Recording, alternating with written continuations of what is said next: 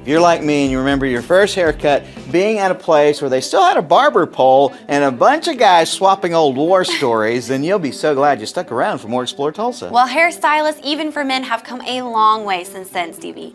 Barbers accepted thousands of dollars in donations for the Tulsa Boys Home. And Fox 23's Price McKeon is live in South Tulsa with the shop's plans to continue sharing, and it sounds like you've got a lot going on there, Price. This is the second location here for the Elephant Room in McLean's High School drumline. They're here and they're playing. They've been out here all night. The owners tell me they're celebrating not just this expansion, but for another reason too. Thousands of dollars of free haircuts. As Carrie Clark cuts to customers' hair, a bigger vision is playing out. Well, I feel awesome. It's wonderful to be able to give back to the community. The haircuts aren't really free. Instead, each person here is asked to give a donation to the Tulsa Boys Home. For the owner, it's not just about what people see in the mirror. It's about what they do. Some shows don't need a celebrity narrator to introduce the show, but this show does. In a world filled with endless opportunities, why would two men who have built 13 multi-million-dollar businesses altruistically invest 5 hours per day to teach you the best practice business systems and moves that you can use? Because they believe in you, and they have a lot of time on their hands. They started from the bottom, now they're here. It's the Thrivetime show starring the former U.S. Small Business Administration's Entrepreneur of the Year, Clay Clark, and the entrepreneur trapped inside an optometrist's body, Dr. Robert Zillner. 2 men, 8 kids, co-created by 2 different women, 13 multi-million-dollar businesses. We started from the bottom, now we're here. We started from the bottom, and we'll show you how to get here. Started from the bottom, now we're here. We started from the bottom, now we're here. Started from the bottom, and now we're at the top, teaching you the systems to get what we got. Colton Dixon's on the hooks, I break down the books. The C's bringing some wisdom and the good looks. As the father of 5, that's why I'm alive. So if you see my wife and kids, please tell them hi. It's the CNC up on your radio, and now 3, 2, 1, here we go. We started from the bottom, now we're here. We started from the bottom, and we'll show you how to get here. Started from the bottom, now we're here. Started from the bottom, now we're here. We started from the bottom, now we're here. We started from the bottom, and we'll show you how to get here. Started from the bottom, now we're here. We started from the bottom, now we're here. Yes, yes, yes, and yes. Thrive Nation, you're listening to the Thrivetime Show podcast.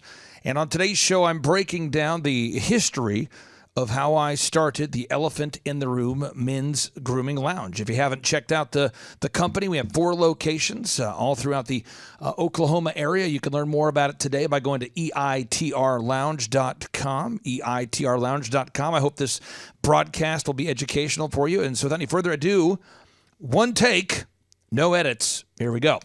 So the Elephant in the Room Men's Grooming Lounge mission and purpose.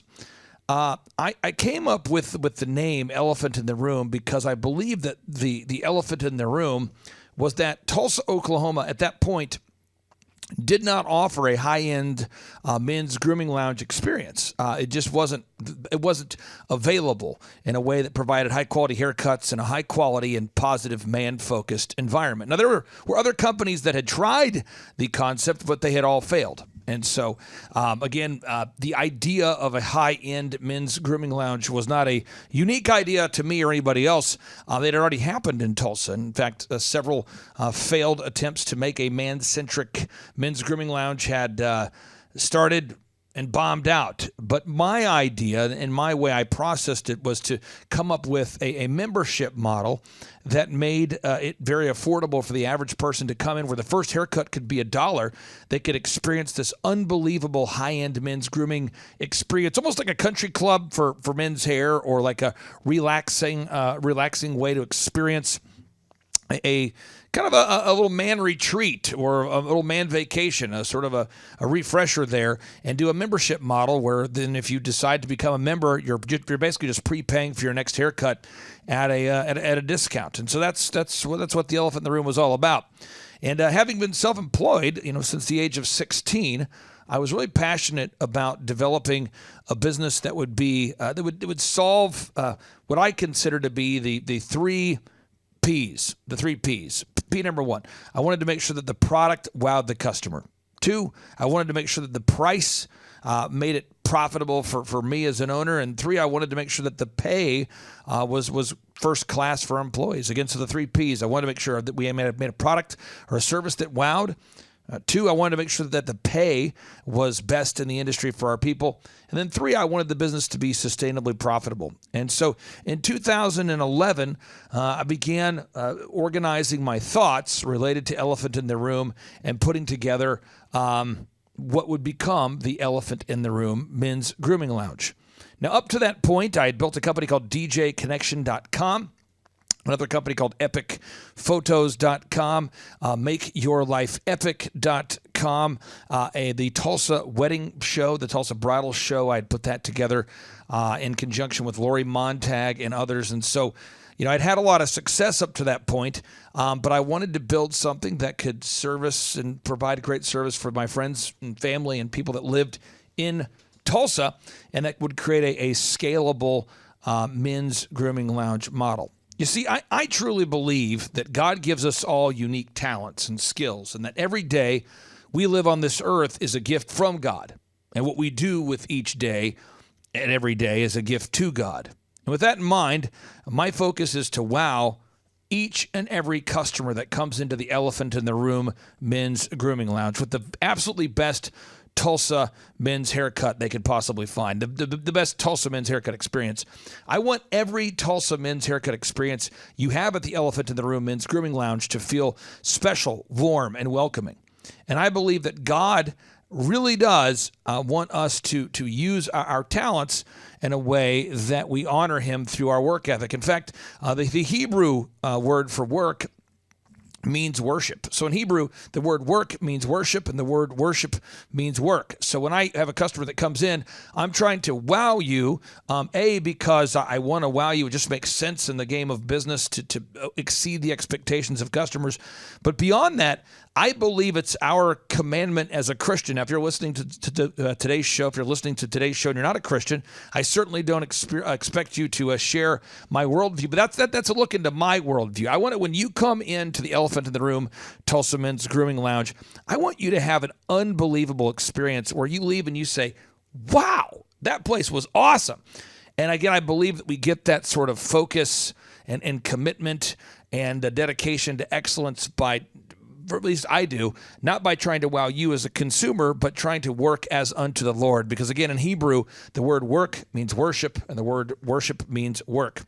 So in fact, from a Christian perspective, the Bible actually instructs Christians to work as unto the Lord and not as unto human masters. Right there in Colossians chapter 3, verse 23 through 24, where it reads, "And whatsoever ye do, do it heartily, and as to the Lord, and not unto men, knowing that of the Lord ye shall receive the reward of the inheritance, for ye serve the Lord Christ."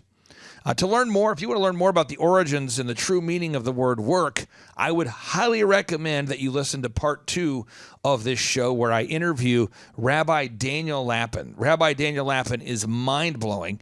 And this guy, this rabbi, sits down with me on the Thrivetime Show podcast and teaches really how you cannot be a person of faith within the Jewish faith or Christian faith without being somebody who works as unto the Lord. It's a requirement and a mandate of anybody who claims to be a Christian or practicing Jew. Now, we are on a mission to wow you at Elephant in the Room. In fact, when my son was born, I named him Aubrey Napoleon Hill Clark. And someone might say, well, why? I named my son Aubrey Napoleon Hill Clark because Napoleon Hill was the name of the best-selling author of Think and Grow Rich, the book that really changed my life. In fact, Napoleon Hill, he once wrote the quote, the notable quotable, that runs parallel with the Bible that reads, "Render more service than you are paid for, and eventually you will be paid more for less services rendered." What he was saying is when you sow seeds of over-delivery, success leaves clues, and people will run around telling others about what a great experience they had working with your business. And that's why when you step inside our Elephant in the Room Tulsa Men's Grooming Lounge locations, you'll quickly discover that we are truly and deeply passionate about connecting with and building relationships with our members and clients. At the Elephant in the Room, we love listening to your history. We love getting to know each and every wonderful customer like you that we have the opportunity to serve. For me, every aspect of our customer service experience, including the sights, the sounds, the smells, the haircut experience itself, the daily checklists, the opening checklist, the closing checklist, the music, the ambiance, everything about the Elephant in the Room is deeply personal and profound to me.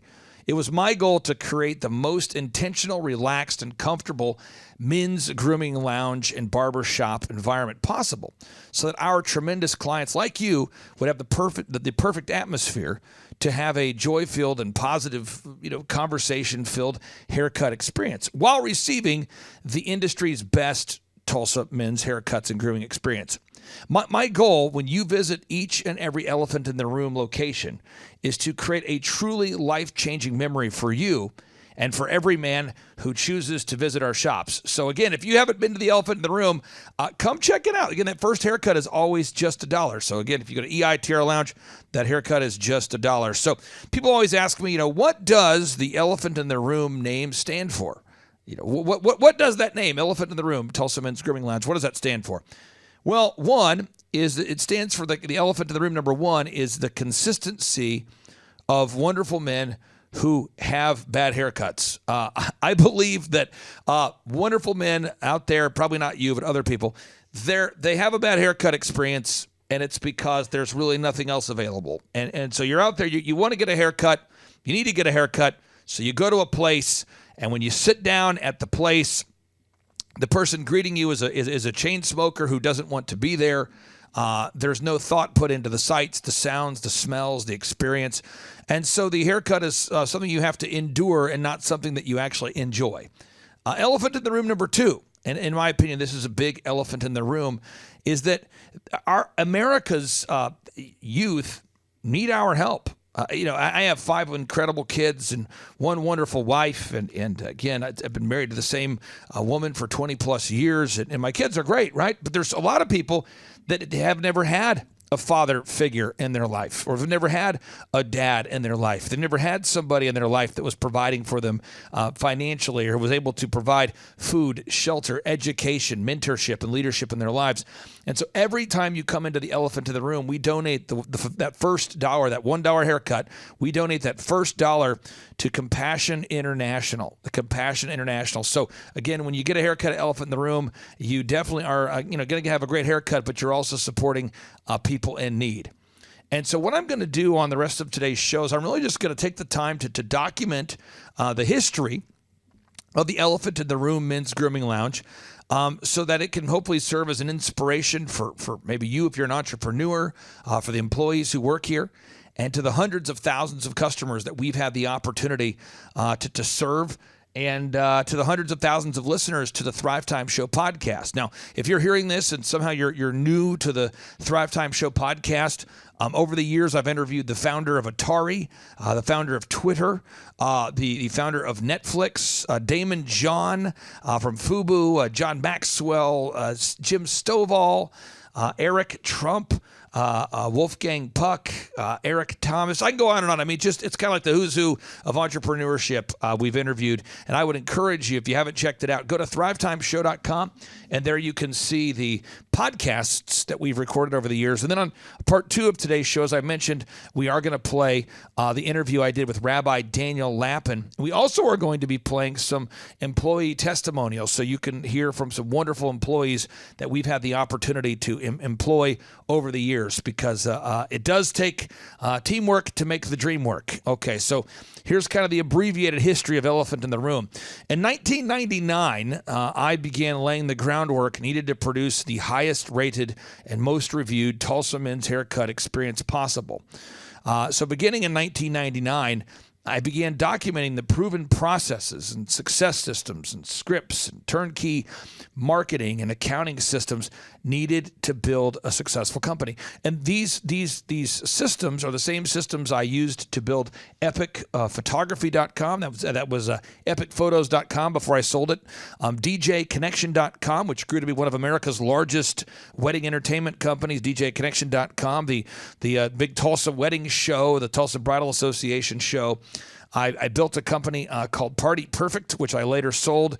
And I could go on and on, but these systems are sort of like the rails on which Elephant in the Room was built. It's the foundation upon which Elephant in the Room was built on. Another example, one of my companies is Make Your Dog Epic. It's a dog training company. If you go to thrivetimeshow.com, you're going to find thousands, literally, I'm not exaggerating, thousands of client testimonials of wonderful clients that we've had the opportunity to work with over the years. And you can see those success stories there. So the systems that we built Elephant in the Room on, I began creating those in 1999 when I started my first company, DJconnection.com, out of my Oral Roberts University dorm room.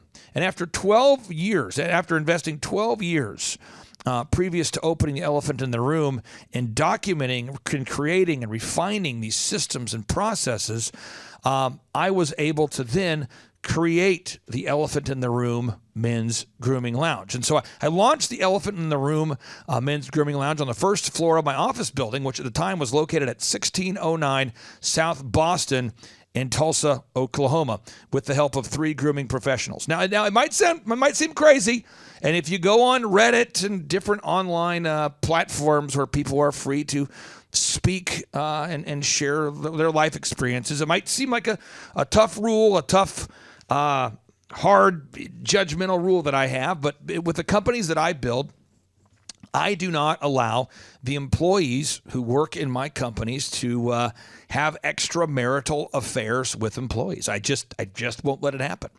And so over the years, you'll discover that I've had to fire some people that for whatever reason wanted to date people that they're not married to while they're married to somebody else. I also have in my businesses, rules that you can't just be sleeping with other people within the company, especially when you're in a leadership position.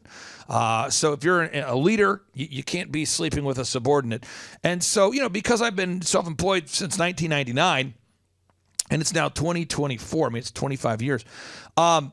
There are going to be some people on Reddit that are they're not going to go on Reddit and say, by the way, I was fired for, sleeping with somebody I wasn't married to while I was married to somebody else. They're just not going to go online and put that little caveat there. You're not going to see somebody going online saying, yeah, it's true, I did embezzle money from somebody and therefore I got fired. They're not going to do that part. So when you look around the Tulsa men's haircut space and you take a time to go onto Google and you type in Tulsa men's haircuts, you're going to find that many of the competitors that we work with or compete against in the marketplace, these are former employees who've worked with us over the years. And again, sometimes I have to make the tough call as a business owner. What's that tough call?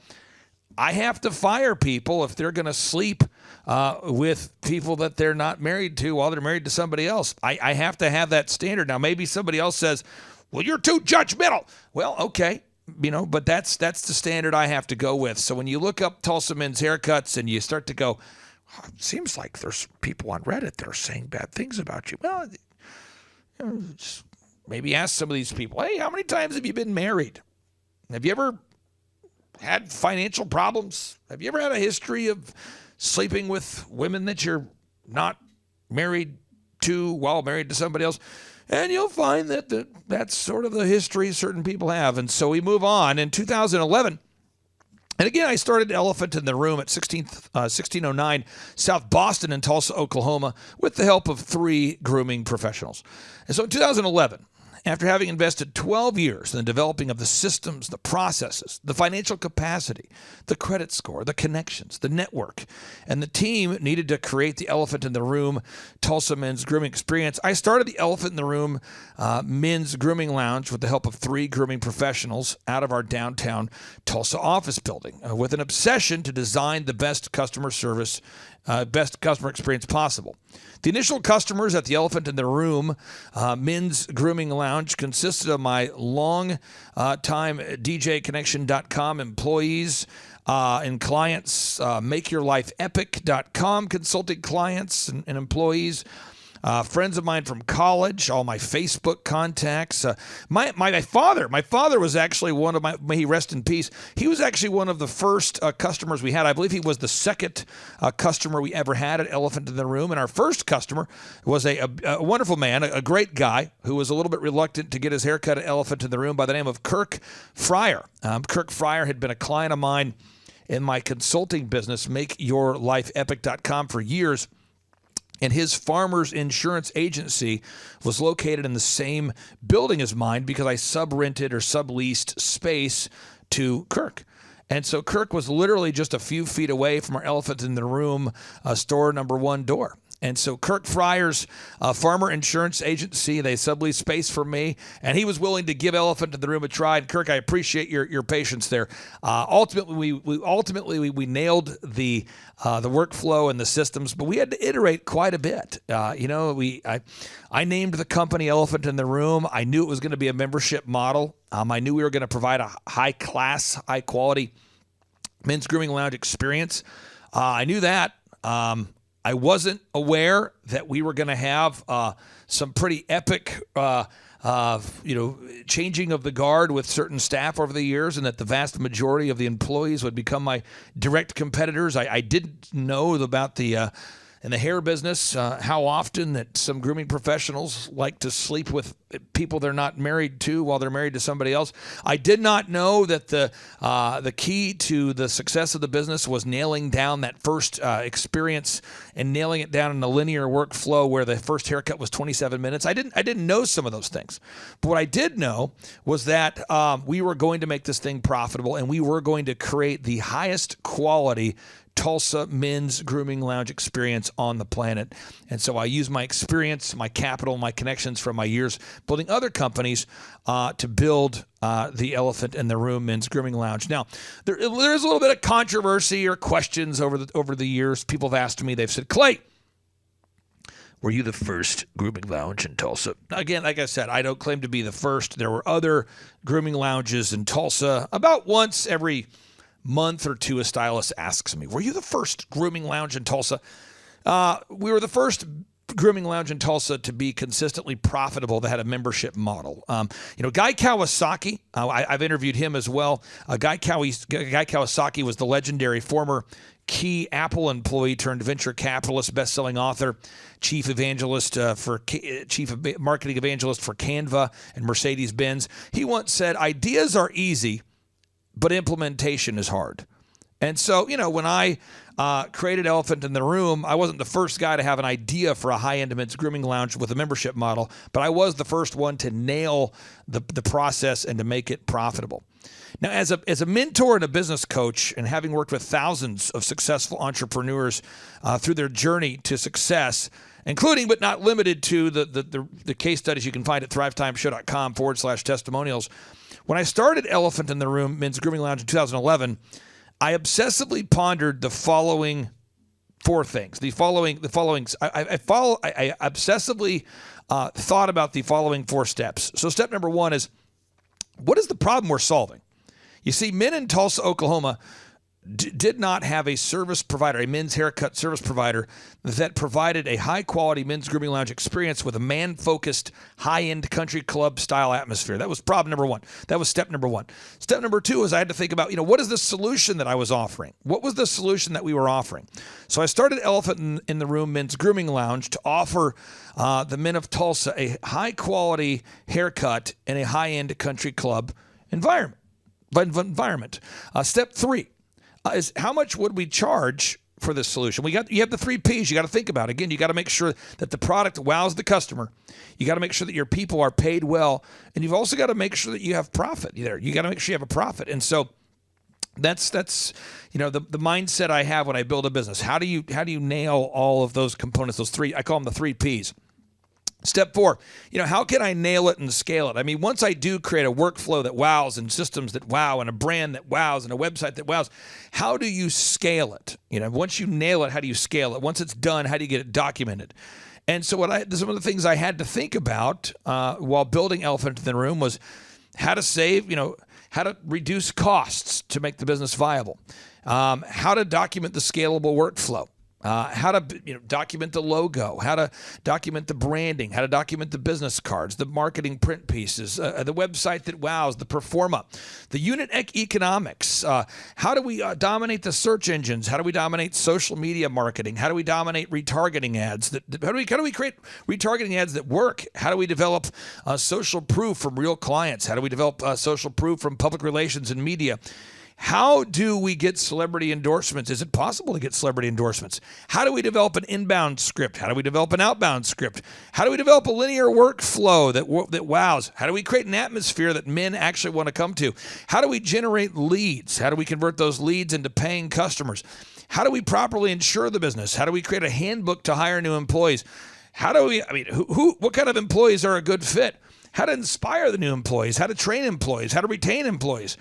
How to price the products we offer, how to not employ employees that want to sleep with people they're not married to while they're married to somebody else. And I'm telling you, in the men's haircut business, in the Tulsa men's grooming business, that is a concern. How to create packaging for our customers that purchase the products. How to develop a musical playlist that creates the overall ambiance we're looking for. How to develop a performa that's profitable. How to find the perfect locations. How to build out the locations, how to manage the contractors that were building out the locations, how to fund the store. I paid cash, but how do you fund the store in a way where you can eventually make a return on your investment, right? That's the idea. How to lead a team, how to lead the weekly staff meetings, how to track, what numbers should you track? We're supposed to in business measure what we treasure, but what numbers should we measure and what numbers should we treasure? How to deal with the personnel issues that happen in the hair business. The hair business, by the way, there are some great stylists in Tulsa. If you're listening to this show and you are a hairstylist, you know this to be true, and I know this to be true. There are some great stylists in Tulsa. There are some. There are also stylists that, for whatever reason, just can't figure out the concept of being faithful to their spouse and not having affairs with one another. And so I have, when I was building the business, I didn't recognize the subculture that existed in the haircut industry. So I had to cut out a lot of that nonsense. I just had to deal with it. How to manage people that choose to be chronically late. How to manage people that refuse to use a to-do list. How to manage people that are at a place in life where they literally cannot afford to even pay rent. And where you have employees that ask, hey, can I live with you? I mean, when I'm starting a business, these are all things I didn't think about when I was building the business. Now, thankfully, we've worked through all those things, but that was, these are the kinds of things that we dealt with when building Elephant in the Room. How to use the online, how to create an online booking system, how to create a calendar system, how to create the concept of time blocking for the stylists, how to build a checklist for everything. And how to design a storyboard, an end-to-end customer service experience that wows. That's what I had to think about to build Elephant in the Room in 2011. And I want to give you a little notable quotable from the late, great best-selling author Napoleon Hill, who I chose to name my son after. He once wrote, by the way, this is Napoleon Hill, who wrote the book Think and Grow Rich. And he once said, a Carnegie or Rockefeller or James J. Hill or a Marshall Field accumulates a fortune through the application of the same principles available to all of us, but we envy them and their wealth without ever thinking of studying their philosophy and applying it to ourselves. So that was 2011. Now we're on to 2012. 2012 was a year of discovery. This was a year where I relentlessly focused on finding what our customers wanted and what they didn't want in their haircut experience while continuing to refine our workflow systems and processes. Upon further review, our clients wanted a 27-minute haircut and not a 1-hour haircut. Our clients wanted a simple and easy-to-understand menu, and our customers wanted us to be on time all the time, and thus I worked tirelessly to refine the workflow, upgrade our staff, and document the systems that wowed our customers while removing aspects of our service and our team that the customers did not like. 2012 was filled with constant public relations and media appearances that I was drumming up for the brand. This was the year filled with cold calling all my personal contacts and inviting every male human in Tulsa to come out to try the men's grooming lounge. This was a year filled with begging friends and business associates who I'd had for years to visit our stores so that we could refine every aspect of the business on a daily basis. So in order to succeed, my friend, as an entrepreneur, we have to develop the habit of over-delivering and exceeding the expectations of each and every customer that we come in contact with in a scalable way. This has to become our normal. And so this is what we did in 2012. We aimed to show up early to meetings and to over-deliver with each and every customer that we interacted with. We aimed to over-deliver with the products and services that we provided to our customers with faster turnaround than promised. We were trying to make the first men's grooming lounge experience just $1, but we also wanted to make that fast turnaround time so you weren't stuck in the chair well past the point where you no longer care. 3, we wanted to make sure that the overall atmosphere exceeded the expectations of the customer. 4, we had to develop a dress code so we could make sure that our employees were dressing the way they wanted to be addressed. We had to create decor that made our customers want more and that made them want to intentionally hang around. We had to be intentional about the smells in the stores and refining those smells. What makes the store smell well? 7, we had to be intentional about the playlist. What was the music? What was the sound? What was the atmosphere? 8, we had to figure out how we could schedule every customer now. You see, in the haircut business, a lot of guys will reach out for a haircut today because they want to get their haircut today. And so we had to find a way to book people on the same day that they wanted to get their haircut booked. And we have a membership model where you can pre-book your next haircut at a discount. But we had to find a way to not say, to no longer say no to walk-ins or people that were just showing up and off the street or people that were calling for a last-minute haircut. We had to find a way to get those people in. We had to refine that packaging. We had to make sure that any of the food or beverage items that we offered were first class. We had to make sure that our business cards were first class or nothing. We had to make sure that everything in our business was first class or nothing. We had to build the website that wowed. We had to make an About Us video that wowed. And we had to make sure that everybody in the organization was somebody that we could trust. And again, there are certain people, God bless them, that are drawn to startups.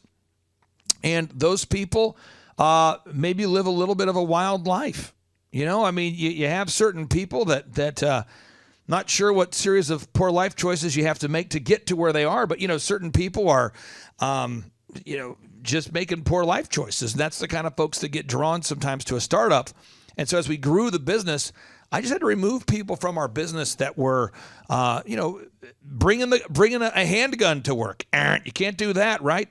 Employees that kept wanting to date each other while being married to somebody else. And so, unfortunately, or maybe it was fortunately, I don't know, a lot of those early employees have gone on to start their own haircut chains. And so when you look at the Tulsa men's grooming industry today, most of the competitors that we face in the Tulsa metro area, those are former employees. And so I'm going to read a notable quotable to you from Ben Horowitz, the founder of Opsware, which was sold to Hewlett-Packard for $1.2 billion. Ben Horowitz writes this in his book, The Hard Thing About Hard Things. He says, every time I read a management or self-help book, I find myself saying, that's fine, but that wasn't really the hard thing about the situation. The hard thing isn't setting a big, hairy, audacious goal. The hard thing is laying off people when you miss the goal. The hard thing isn't hiring great people. The hard thing is when those great people develop a sense of entitlement and start demanding unreasonable things. The hard thing isn't setting up an organizational chart. The hard thing is getting people to communicate within the organizational chart that you just designed. The hard thing isn't dreaming big.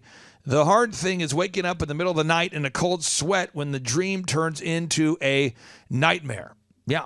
And as far as from the branding perspective, Michael Levine, longtime business consultant I've worked with. This is a guy who is a public relations expert of choice for 58 Academy Award winners, 34 Grammy Award winners, 43 New York Times best-selling authors. This guy, Michael Levine, he's a legend. He's considered to be the father of modern PR. He once said, if you give someone a present and you give it to them in a Tiffany box, it's likely that they'll believe that the gift has higher perceived value than if you gave it to them in no box or a box of less prestige. And that's not because the receiver of the gift is a fool, but instead because we live in a culture in which we gift wrap everything. Our politicians, our corporate heads, our movie and TV stars, and even our toilet paper. Public relations is like gift wrapping.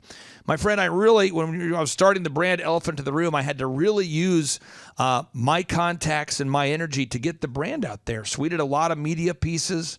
We were featured in the local media quite a bit because I wanted to get the name out there. And we were competing against sports clips and other, great clips and other brands that existed. And we weren't the first people to come up with the idea of a high-end men's grooming lounge in Tulsa. And so in order to be successful, we had to really be diligent about getting that public relations out there. So 2013, that was a year where the grooming, the Tulsa Men's Grooming Lounge experience at Elephant in the Room was gaining momentum by offering great haircuts and beard trims and relaxing hot towel treatments, mind-blowing paraffin hand dips, luxurious essential oil scalp massages, and rejuvenating face moisturizing.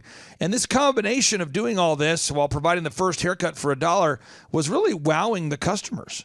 And what I wanted to do at that point was to keep refining and documenting the systems. My philosophy as a business owner is one of deep empathy. I want to really understand what my customers want.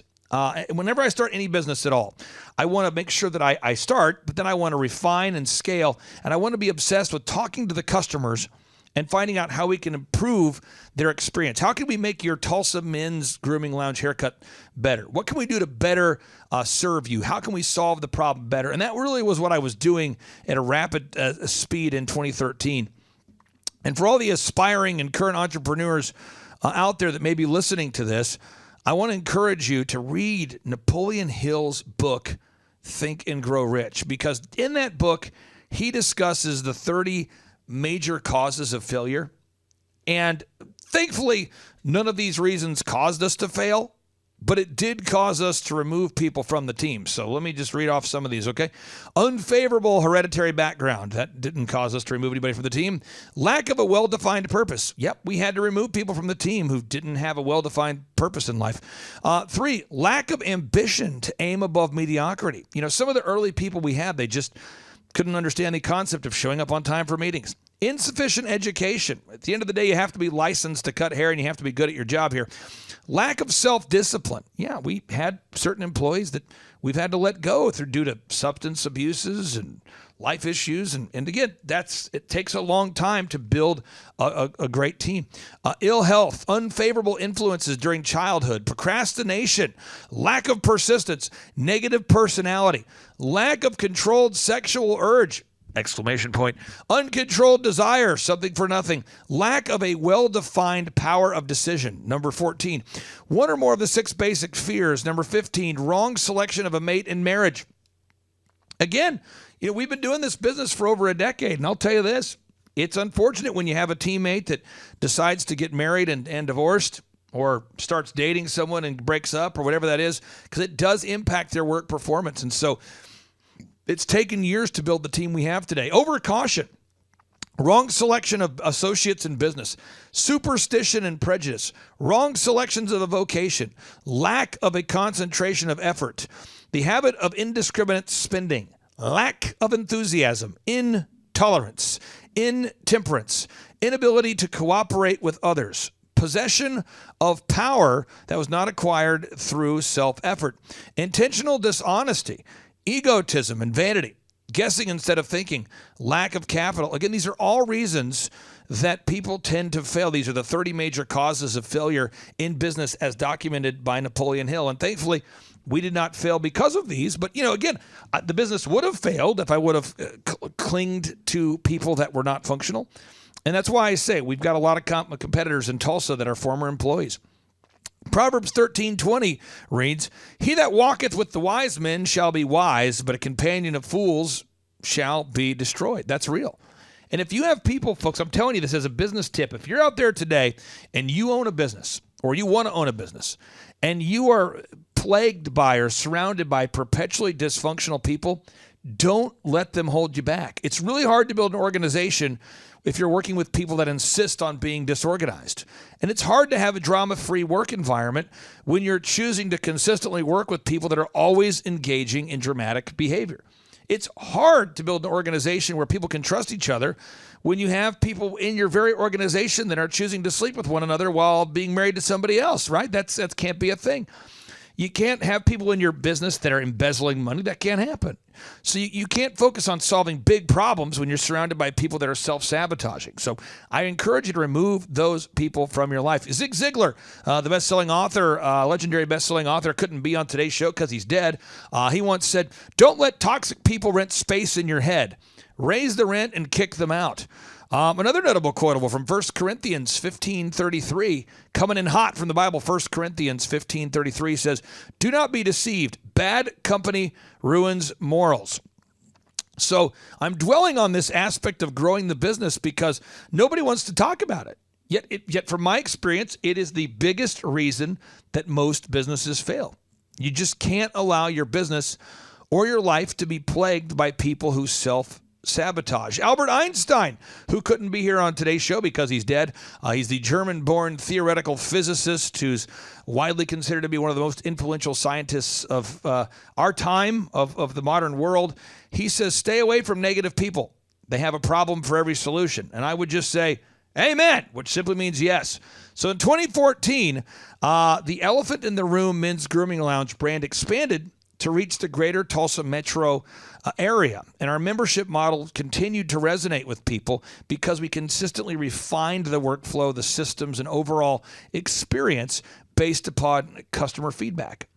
At Elephant in the Room Men's Grooming Lounge, we began to introduce men to new concepts, such as what we call men's grooming professionals. We don't really refer to our team as stylists as much as we call them grooming professionals.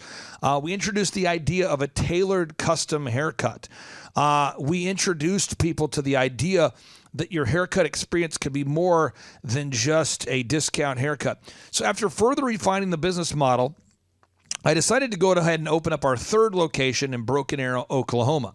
And Chet Holmes, the best-selling author of the book, The Ultimate Sales Machine, who also couldn't be here because he's also dead, he once wrote, "Mastery is not about being special or more gifted than anyone else. Mastery is a direct result of pig-headed discipline and determination." And I would say that's what 2014 was all about, pig-headed discipline and determination. Just being organized, being focused, and making sure we nailed the experience on a daily basis. You see, successful people know where they are going, and they know what needs to be done. However, most people, by default, don't know where they are going, and they don't know what needs to be done. And so as we built the Elephant in the Room Men's Grooming Lounge, we had to document these experiences, document these processes, these systems into what you know as Elephant in the Room Men's Grooming Lounge. Stephen Covey, the best-selling author of 7 Habits of Highly Effective People, he once said, begin with the end in mind. And so the elephant in the room that you experience today, it really is what I had in mind. That was my vision. It was to provide an unbelievable men's grooming lounge experience for you when you got your haircut. And that's what you're experiencing today, is that the fruition of those systems. Napoleon Hill, the best-selling author, again, of Think and Grow Rich, he writes, "The world has a habit of making room for the man whose words and actions show that he knows where he's going." So, I've had the pleasure and honor to run the company and to build the company over the what we're on 13 years now. And I love building the brand. I love the people that work there. Someone says, well, why don't you have 10 stores? Or why don't you have 20 stores? I really do believe that we are the size we need to be with a team of people that we love. We keep a staff of around 50 folks that work for us, and I really enjoy working with them. And I encourage everybody out there, if you are a stylist and you're looking for a men's grooming lounge, a Tulsa men's haircut place to work with that you're going to love working at, I encourage you to apply today if you can, or apply today at eitrlounge.com. Now, 2015, after opening the third location of Elephant in the Room, Tulsa Men's Grooming Lounge, I began to obsessively fine-tune our customer support and scheduling center in an attempt to remove any friction points from our linear workflow. My goal was to create a men's grooming lounge where the phones never ring in the store, where the phones never rang in the stores, and where our stylists would never be interrupted with a phone call so they could be 100% focused on wowing their customers. And during this year of business, I obsessively focused on creating checklists and documentation for everything that makes Elephant in the Room great. We installed the Clarity voice call recording system for quality control, and we began obsessively training our customer service center. So when you schedule your haircut at elephantintheroom.com, if you do call in, you're calling our scheduling center, and that way the stylists don't ever have the need to answer a phone in the store.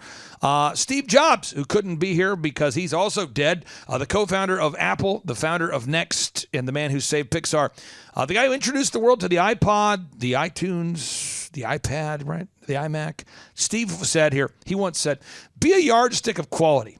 Some people aren't used to an environment where excellence is expected. So 2016, this was a year of refining, recruiting, and pruning. Pruning, yeah, we had to remove some folks. It just, you know, again, as you build the brand, you just can put up with less and less jackassery the bigger you get. And in my opinion, I mean, it's hard to deal with jackassery when you're small too. But as you grow, you just can't have a plague of personal problems in the business. So my goal was to continue to elevate the Elephant in the Room Men's Grooming Lounge in 2016 to accommodate more walk-ins, more first-time Elephant in the Room customers. And although we are a membership-based business, I wanted to make sure that we never, ever turned away somebody because we were too busy to wow a first-time customer. We never want to turn away a first-time customer. Now, again, if you're out there today and you go to eitrlounge.com and you want to schedule that first haircut, we want to get you in today. We don't want to tell you, oh, call back later. We'll try to get you in later. We really wanted just to get you in today. And I want to get you in today because what I found is that if we don't get you in today, you're going to go get your haircut, but you're just not going to go get your haircut with us. So we always want to get you in same day. Now, here's another notable quotable from Napoleon Hill, who once wrote here, nature will not tolerate idleness or vacuums of any sort. All space must be and is filled with something. When the individual does not use the brain for the expression of positive creative thoughts, nature fills the vacuum by forcing the brain to act upon negative thoughts. How does that relate to the Elephant in the Room? Well, it has everything to do with Elephant in the Room. I have been obsessed with trying to make the Elephant in the Room the best possible experience it can be since 2011. And if you're out there today, I would encourage you, come out, check it out. The first haircut's $1. We want to wow you. So 2017, as the original man of the Elephant in the Room, and again, as the founder of the company, I signed the first lease, I designed the workflow, made the logo, made the name, that sort of thing. I felt it was time to move our 16th and Boston location to a bigger location. We had invested 5 wonderful years developing the first Elephant in the Room men's grooming lounge location, but we simply needed a bigger physical location to keep up with our needs. So I decided to relocate the Elephant in the Room Tulsa Men's Grooming Lounge to 18th in Boston. And as we relocated the downtown location and as the brand continued to thrive, just like any business or family, certain people within our organization were no longer a fit because they chose to pursue new opportunities, many to compete with us, and they decided to move. When we made the physical move, many people decided not to make that physical move. They decided to move on to new careers, or because of perpetual bad life choices, there were just certain individuals we had to purge out of the company. Michael Gerber, the best-selling author of E-Myth Revisited, who has been a guest on the Thrivetime Show podcast, he once wrote, with no clear picture of how you wish your life to be, how on earth are you going to live it? What is your primary aim? Where is the script to make your dreams come true? What is the first step to take, and how do you measure your progress? How far have you gone, and how close are you getting to your goals? Again, that's a profound question from Michael Gerber, and I encourage everybody out there to think that way, and that's how I think about the businesses that I build. And perhaps my standards are too high, but I simply refuse to spend time with self-sabotaging people, which unfortunately is common in the men's haircut industry.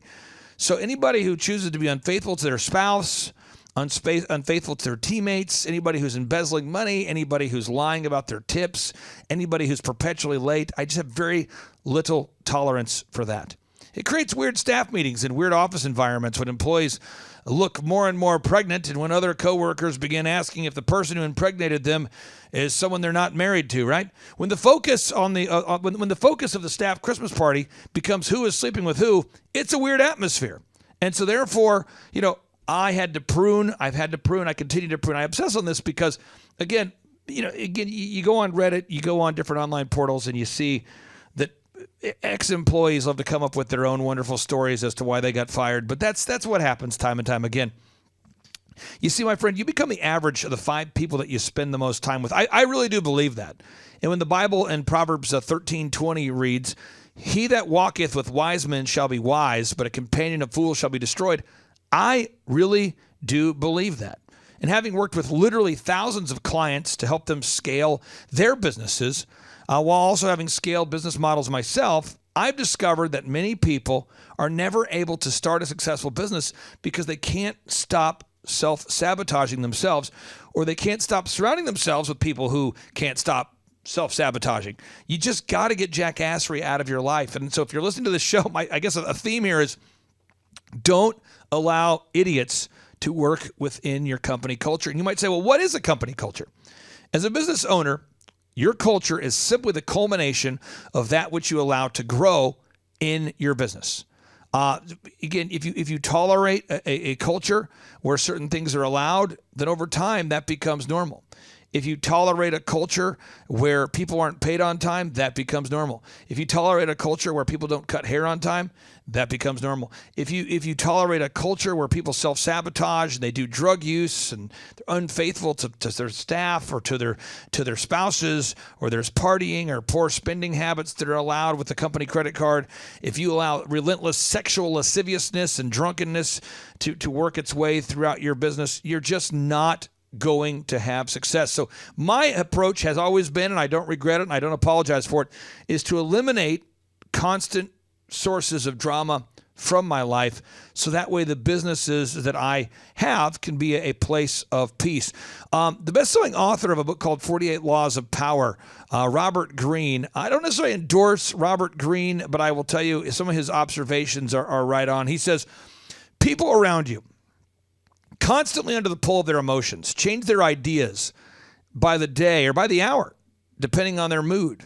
You must never assume that what people say or do in a particular moment is a statement of their permanent desires. That's Robert Greene, right? So I mean, isn't that true though? I mean, it is true, right? So sometimes people will join your team and they have goals of becoming the best hairstylist ever, or becoming the best manager ever. However, we had one of our top managers years ago. She moved to Hawaii, and I was the last one to know. She'd worked with us for years, did a great job, and then I find out from our staff she's moving to Hawaii. And did I know in advance? Did they tell me in advance? No. But because I have systems in place, we're able to fill those positions with other great hires. Proverbs 13:20 again says, "Whoever walks with the wise shall become wise, but a companion of fools shall suffer harm."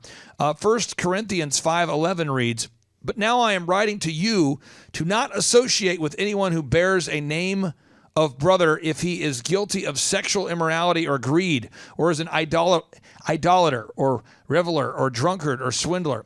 Not even to eat with such a one." That's from the Bible, folks. Robin Williams, the comedian back in the day, he said, "Don't associate yourself with toxic people. It's better to be alone and love yourself than to be surrounded by people that make you hate yourself." Gandhi chiming in. Gandhi coming in hot. Gandhi once wrote, "I will not allow anyone to walk in my mind with dirty feet. And really, that's the key to building the successful business. Now that we have the processes and systems in place, it's just making sure we have great people on the team.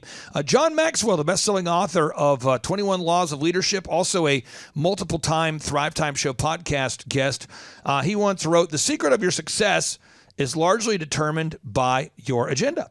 And that's why every single Monday, I meet with my staff and I go over the weekly agenda. We have a management meeting on Monday. We have an all-staff meeting on Monday. And that agenda drives the success of the business. So on to 2018. During 2018, we sold our first franchise location to my longtime friends and clients by the name of Nace and Jordan Roberts. During this process, I worked to oversee the actual site selection, the build out, and the grand opening of that store. And the Roberts have had that store open since 2018. And the Roberts, wonderful people. They've been in my life for a long time, and they wanted to try out the Elephant in the Room men's grooming lounge experience to see if they could make it work in Oklahoma City. And so since 2018, they've had that store up and running. And I encourage you out there, if you're in the Oklahoma City area and you haven't checked out the Roberts, their Elephant in the Room store, check it out. That's Elephant in the Room OKC. Just do a Google search for OKC Men's Haircuts and you'll find it. So 2019 and 2020, that was a couple years that went by very fast. I think 2019, the economy was booming.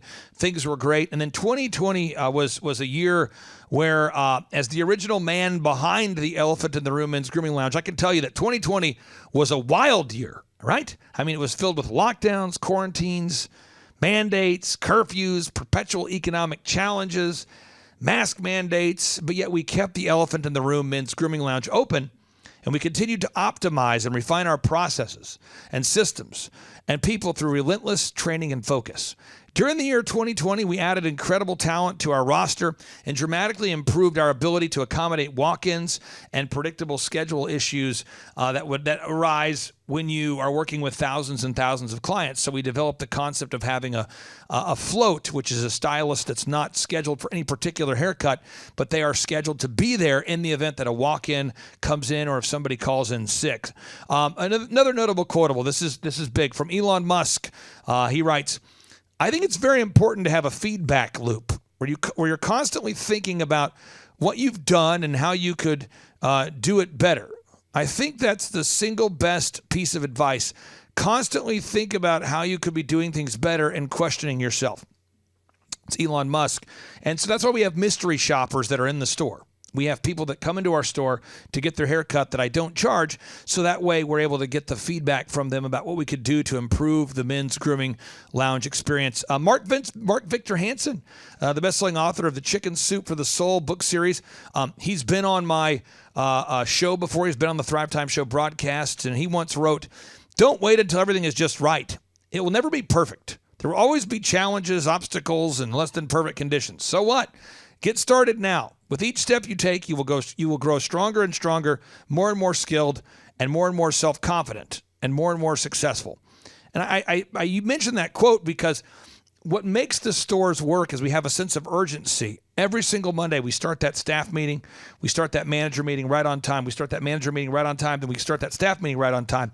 And that agenda from those two meetings drives the week. And we follow up relentlessly to put out all burning fires. We never want to delay maintenance.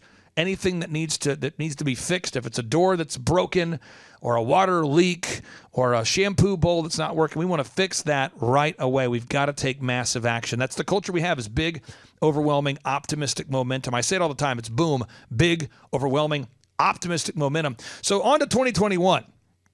During the year of 2021, the world economy settled into a new normal and business bounced back. Amen. And to accommodate the growth and the renewed interest people were having around the idea of getting a haircut. I mean, there was a time where people were scared to get a haircut, right? So because people were now getting this interest back in the concept of getting their haircut, we expanded the hours and expanded the staff size, and we installed wonderful training bonuses for key members of our training staff. And again, Napoleon Hill, best-selling author of Think and Grow Rich, he writes, "Action is the real measure of intelligence." I mean, even though the world was concerned about lockdowns and quarantines, I wasn't, but we still had to deal with the reality that more and more people were afraid to get their hair cut. with all these health restrictions. And so we had to face the reality, not as we wanted it to be, but as it was. Jack Welch, the best-selling author of the book called Winning, the CEO of GE who grew the company by 4,000%, he wrote, "Face reality as it is, and not as it was or as you wish it to be." And I'm saying this to say that we really had to face the reality there for a while that people were afraid to get haircuts. And so we had to staff accordingly.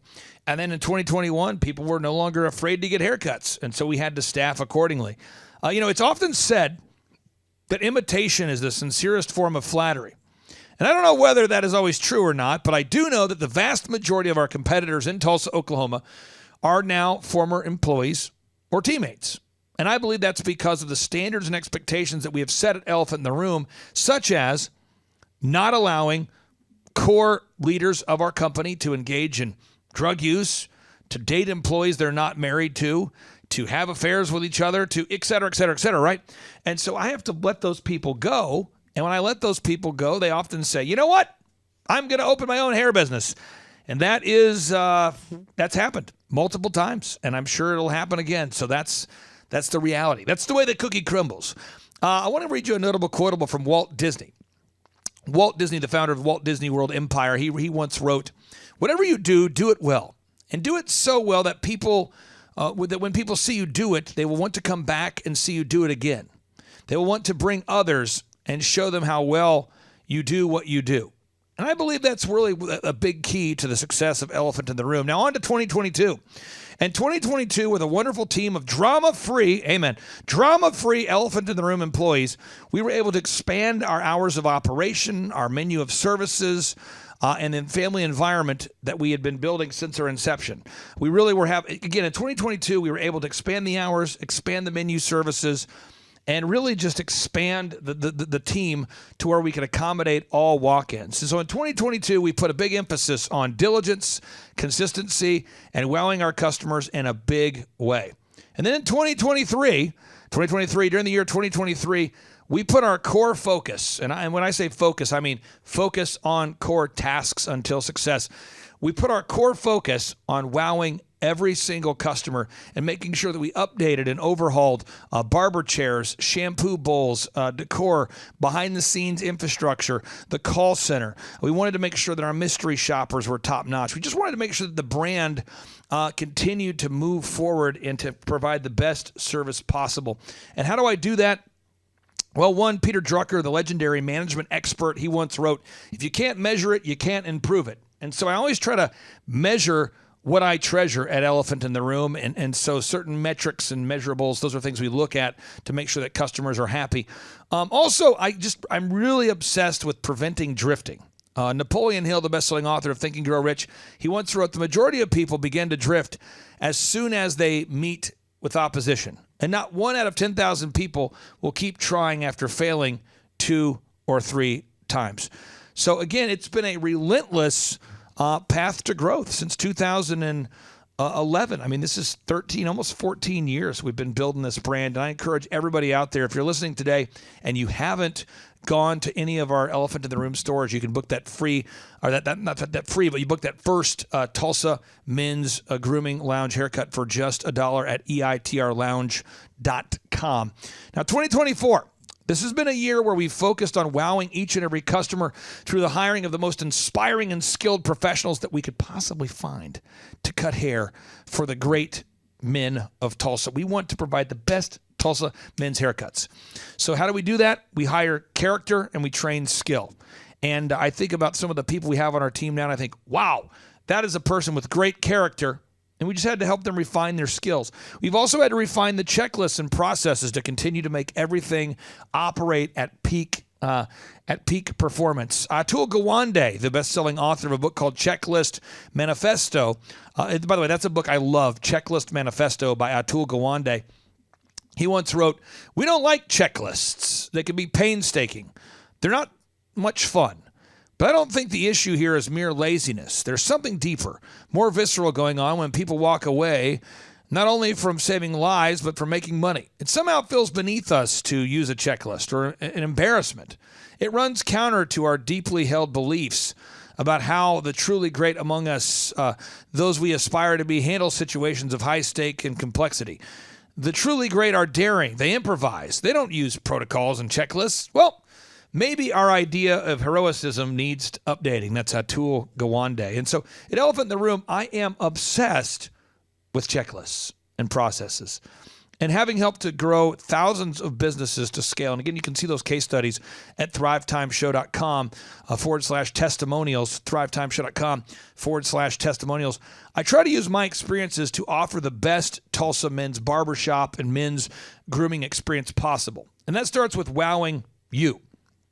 And so because I've committed, well over a decade of my life to radically improving the Tulsa men's grooming and Tulsa men's haircut experience, I have refined and fine-tuned the skill, the art, and the performance of Tulsa men's haircuts because my team and I are obsessed with offering the best Tulsa men's haircuts at the highest level barbershop experience in Tulsa.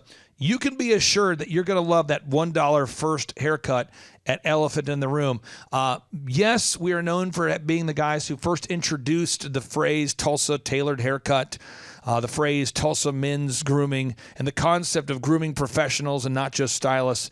But beyond that nomenclature, we're known as the folks that over-deliver and that aim to wow. And that's my passion, is to provide you with the most exceptional Tulsa men's haircut experience in a way that you're going to want to leave and tell your friends. And so people always ask, well, what do you guys do? Well, Elephant in the Room Men's Grooming Lounge and Tulsa Men's Haircuts, we recognize that the image that you present and that the first impression that you make when people see you for the first time, that matters to a lot of people. And thus, we try to hire, train, retain, and inspire people that have the skills needed to provide that best haircut for you. We're like a country club for men's grooming in Tulsa. We're like a high-quality country club for men's hair that offers a variety of products and services for men just like you. With our tailored haircuts and precision shaves, beard trims, and scalp massages are designed to create an atmosphere where the modern male like you wants to go. And so we really look at our grooming professional experience as the gold standard in the Tulsa men's grooming business, and we would love to serve you. And people ask me all the time, are you guys a barber shop? Well, we are an exclusive men's grooming lounge. We offer a variety of services from tailored haircuts and precision shaves to scalp massages and beard trims. And again, I encourage everybody out there today, schedule your first haircut today at eitrlounge.com. That's eitrlounge.com. And on part 2 of today's show, you're going to hear a brief interview with longtime employees that have helped to make the brand successful and to thrive. And then on part 3 of today's show, you're going to hear my interview with Rabbi Daniel Lappin. Rabbi Daniel Lappin, this is the man who educated me about the importance of working as unto the Lord. My name's Clay Clark. I'm the founder of Elephant in the Room Men's Grooming Lounge. I'm the author of 30-plus books, and if you want to download those books for free, just go to thrivetimeshow.com /free-resources. So thrivetimeshow.com /free-resources. And now, without any further ado, we'll end part 1 of today's show with a boom, because boom stands for big, overwhelming, optimistic momentum. Here we go. 3, 2, 1, boom. Hi, I'm Josh, and we're hiring. Oh yeah, and we're looking for you. Why? Because you want to do work that matters. You want to be part of something that's changing the game. You're different, and that's why I like you. Do you really want to work in the beige doldrum of corporate America? Trying to get your ideas through the minefield of VPs, executive VPs, and the chief of the nobody gives a crap division? No, you don't. Exactly. Hey, that's a nice shirt. Thank you. I'm here to tell you there's a better way. We need more people on our team, and we have a position that just might be perfect for you. Because I gotta say, we've got some people that, they're just not quite cutting it. I find your lack of faith disturbing. I find your lack of productivity disturbing. Touche. Oh, and one more thing. Here's a picture of our founder, Clay Clark, and his best friend. What's that you say? There's no one else in the picture? It's because he's waiting for you. Vader, back to work! Yeah, Yes, my name is Daisy Capehart. So I am the call center manager for Elephant in the Room. Clay has been awesome. I would say he is my GOAT, my greatest of all time. He's been a really solid mentor. I've learned a lot of information about how to be a better leader in a very short amount of time. My name is Marshall Morris, and I've known Clay Clark for the past 9 years. And over the past 9 years, it has been fantastic working with Clay. I originally started working with him over at DJ Connection and have been with him through the Realty Group, and it's just been fantastic. It's been a roller coaster of a ride, and I've loved every minute of it. So in the time that I've been working with Clay, I've learned a whole capacity of different things. In fact, I think that that's one of the most differentiating things up here in the office is how many different things that you can learn. I've learned search engine optimization, sales skills. Clay is one of the best sales trainers in the world. And as well as website development, managing people, managing clients' expectations. These are all invaluable skills that you can learn up here in the office and that Clay's taught me. My name is Lexus, and I heard about Elephant in the Room through a friend that I used to work with. I think the experience is very positive. The atmosphere is very energetic and always very great people to be around. At Elephant in the Room, there's always room for growth and opportunity. Like I said, everyone is very positive and accepting, and there's also a really great work-life balance, and they just care about you more than anything. My name is Dee Tucker, and I've known Clay for going on about 5 years now. I'm the lead designer here. Working with Clay is an anomaly. If Thrive is a set of principles, watching Clay is like watching the standard. It can be an amazing experience just being around him. My name is Jordan Denmark. Working with Clay is really unpredictable, dynamic. It's kind of like working for Mr. Miyagi combined with Eminem with a little bit of Mark Zuckerberg. The cool thing about working with Clay is that everything translates to real life. I think the biggest thing that I've learned from Clay is the concept of trade-offs. So sacrificial work ethic, you have to give something to get something. Clay is extremely self-assured. He is unapologetically himself all the time. He's hilarious and also sometimes really politically incorrect. My name is Abigail McCarter, and basically what it's like to work with Clay is it's hard at times, but also extremely rewarding.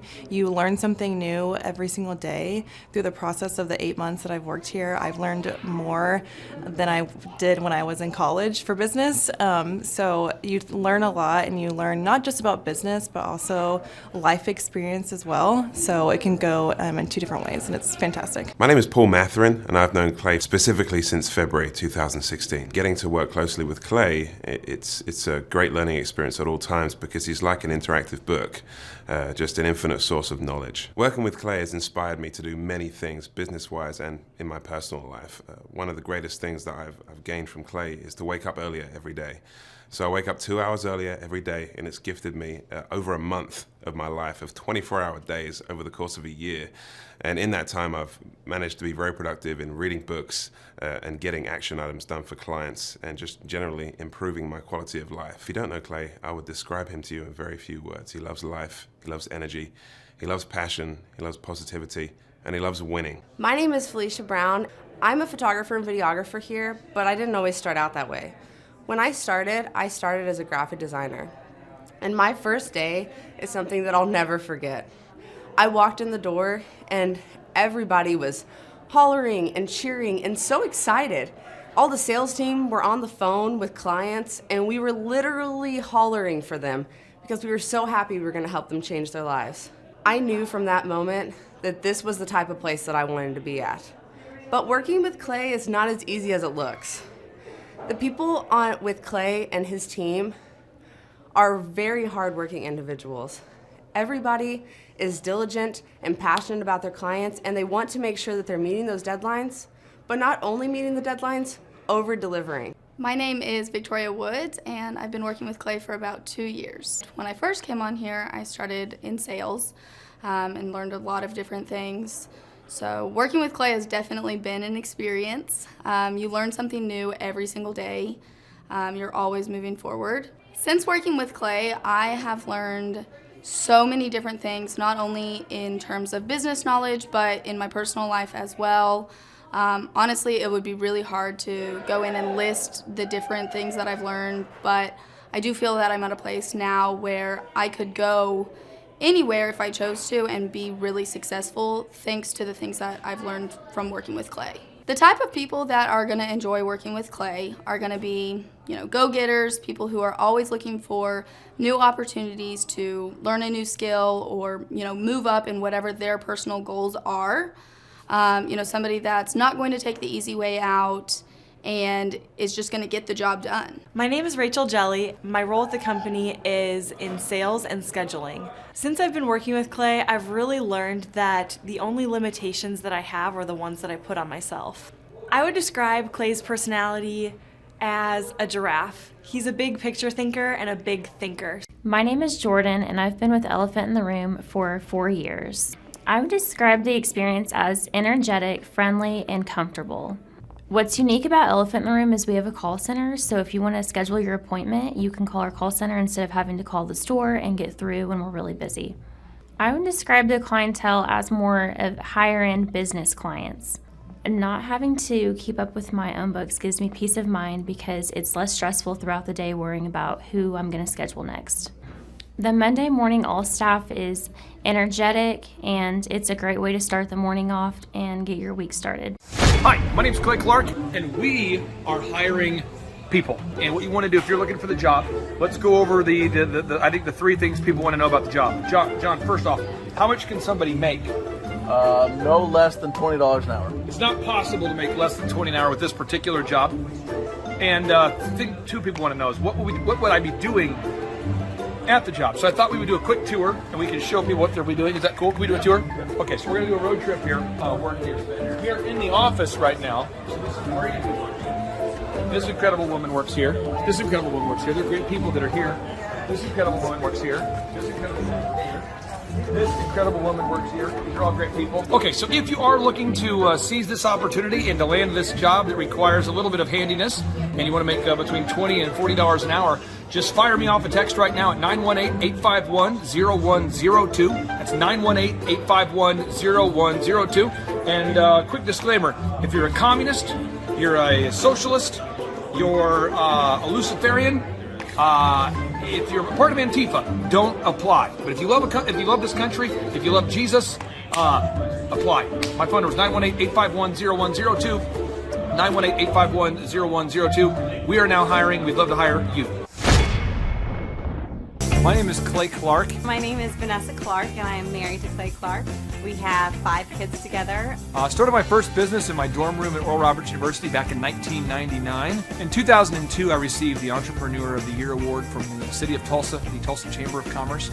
And different business owners came up and said, hey, could you help me grow my business? Or do you think that I could grow a business like you? And one by one, I began helping businesses, and then they began referring other people. Eventually, my wife said, you should charge people. I was saying, you need to be done with DJ Land and get onto consulting because you're doing it for free way too long. And so I started charging people, and then those people led to more people, and now I'm a business coach. Day to day, Clay gets up very early. I guess I'm just kind of used to it at this point. Typically, I go to bed around 10 p.m., and then I set my alarm. I set it so that I had exactly 5 hours to sleep. And then 5 hours from that time is when I wake up. So typically, I wake up like at 3:01. I type up my to-do list, make my plans, and then I come to work. So he is very extreme. So he's one way or the other. There's no really in between. I am just extremely passionate about people not being mediocre. I am an enemy of average, and anything that's average just pisses me off. And so I'm all about helping people who have big ideas turn those big ideas into reality by focusing on those small action steps that no one wants to do, but they have to do to grow a successful business. So one of the important things to understand about Clay and all the people that surround him, all the team members, the partners, the people that Clay associates himself with, they're all people of high integrity and high character. And that comes back to the core values that he has for himself, his family, and his life. And it's polarizing. So if you don't share the same core values, you're not going to like working with the other team members up here in the office. And so we protect that. We're almost like cultural warriors up here in the office, protecting the core values of integrity and character.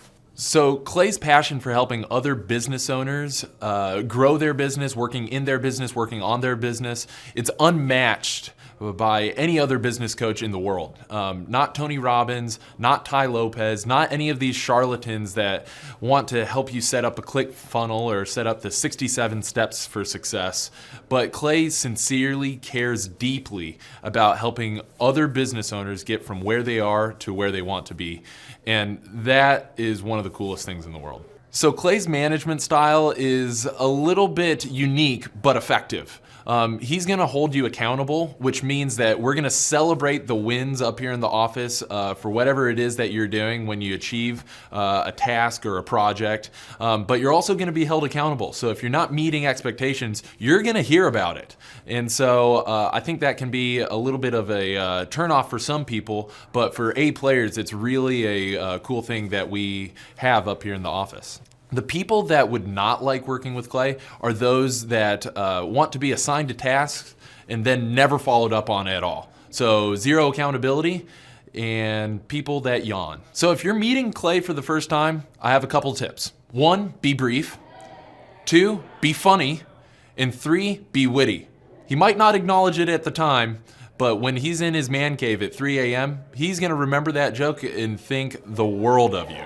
Since working with Clay, I have definitely learned a lot about how to be a better leader, how to be a more solid manager, how to motivate my team, empower my team, how to hold my team accountable, and also how to help them bring that enthusiasm that makes our work culture so awesome. If you don't know Clay, he's very straightforward, he's no BS, but he's also hilarious. So he's got the best parts of a personality that you could want in a boss and a mentor and a person. I think people who are driven, they're motivated. I think the kind of teammates that would like working with Clay want success, they're motivated, they're passionate, but they're also really fun. They work hard and they play hard. I would say Clay's passion for helping business owners grow their business is overwhelming. He really does bring that optimistic momentum to every day. There is never a shortage of information that he shares with everybody. He always has a really funny story or some kind of parable to go along with the things that he's teaching. And he has so many coaching moments that just come out of ordinary everyday situations. And I think that really shines through just in his day-to-day interactions with everybody. Clay's management style is not for everyone. And the reason why I say that is because he holds people accountable. And I think not many people are used to being held accountable. However, if you want to be successful, if you want to win, if you want for your dreams and your passions to come true, you have to be held accountable. And I think that Clay does an awesome job about that. But again, it's not for everybody. You will not like working with Clay if you don't like being made to do your job, if you are not results driven, if you are not passionate, or if you don't have an aim in life, if you're just kind of floating around. But you will love Clay if you are the opposite of that and want that success. You want to make your dreams come true and get the results that you want. I think Clay loves his turkeys, chickens, and cats so much because they provide him endless entertainment. My advice for anybody who's about to meet Clay would be you're gonna want a notebook, something to write with, a pen, and prepare to get a lot of information that's going to help you be successful. You will definitely be enlightened.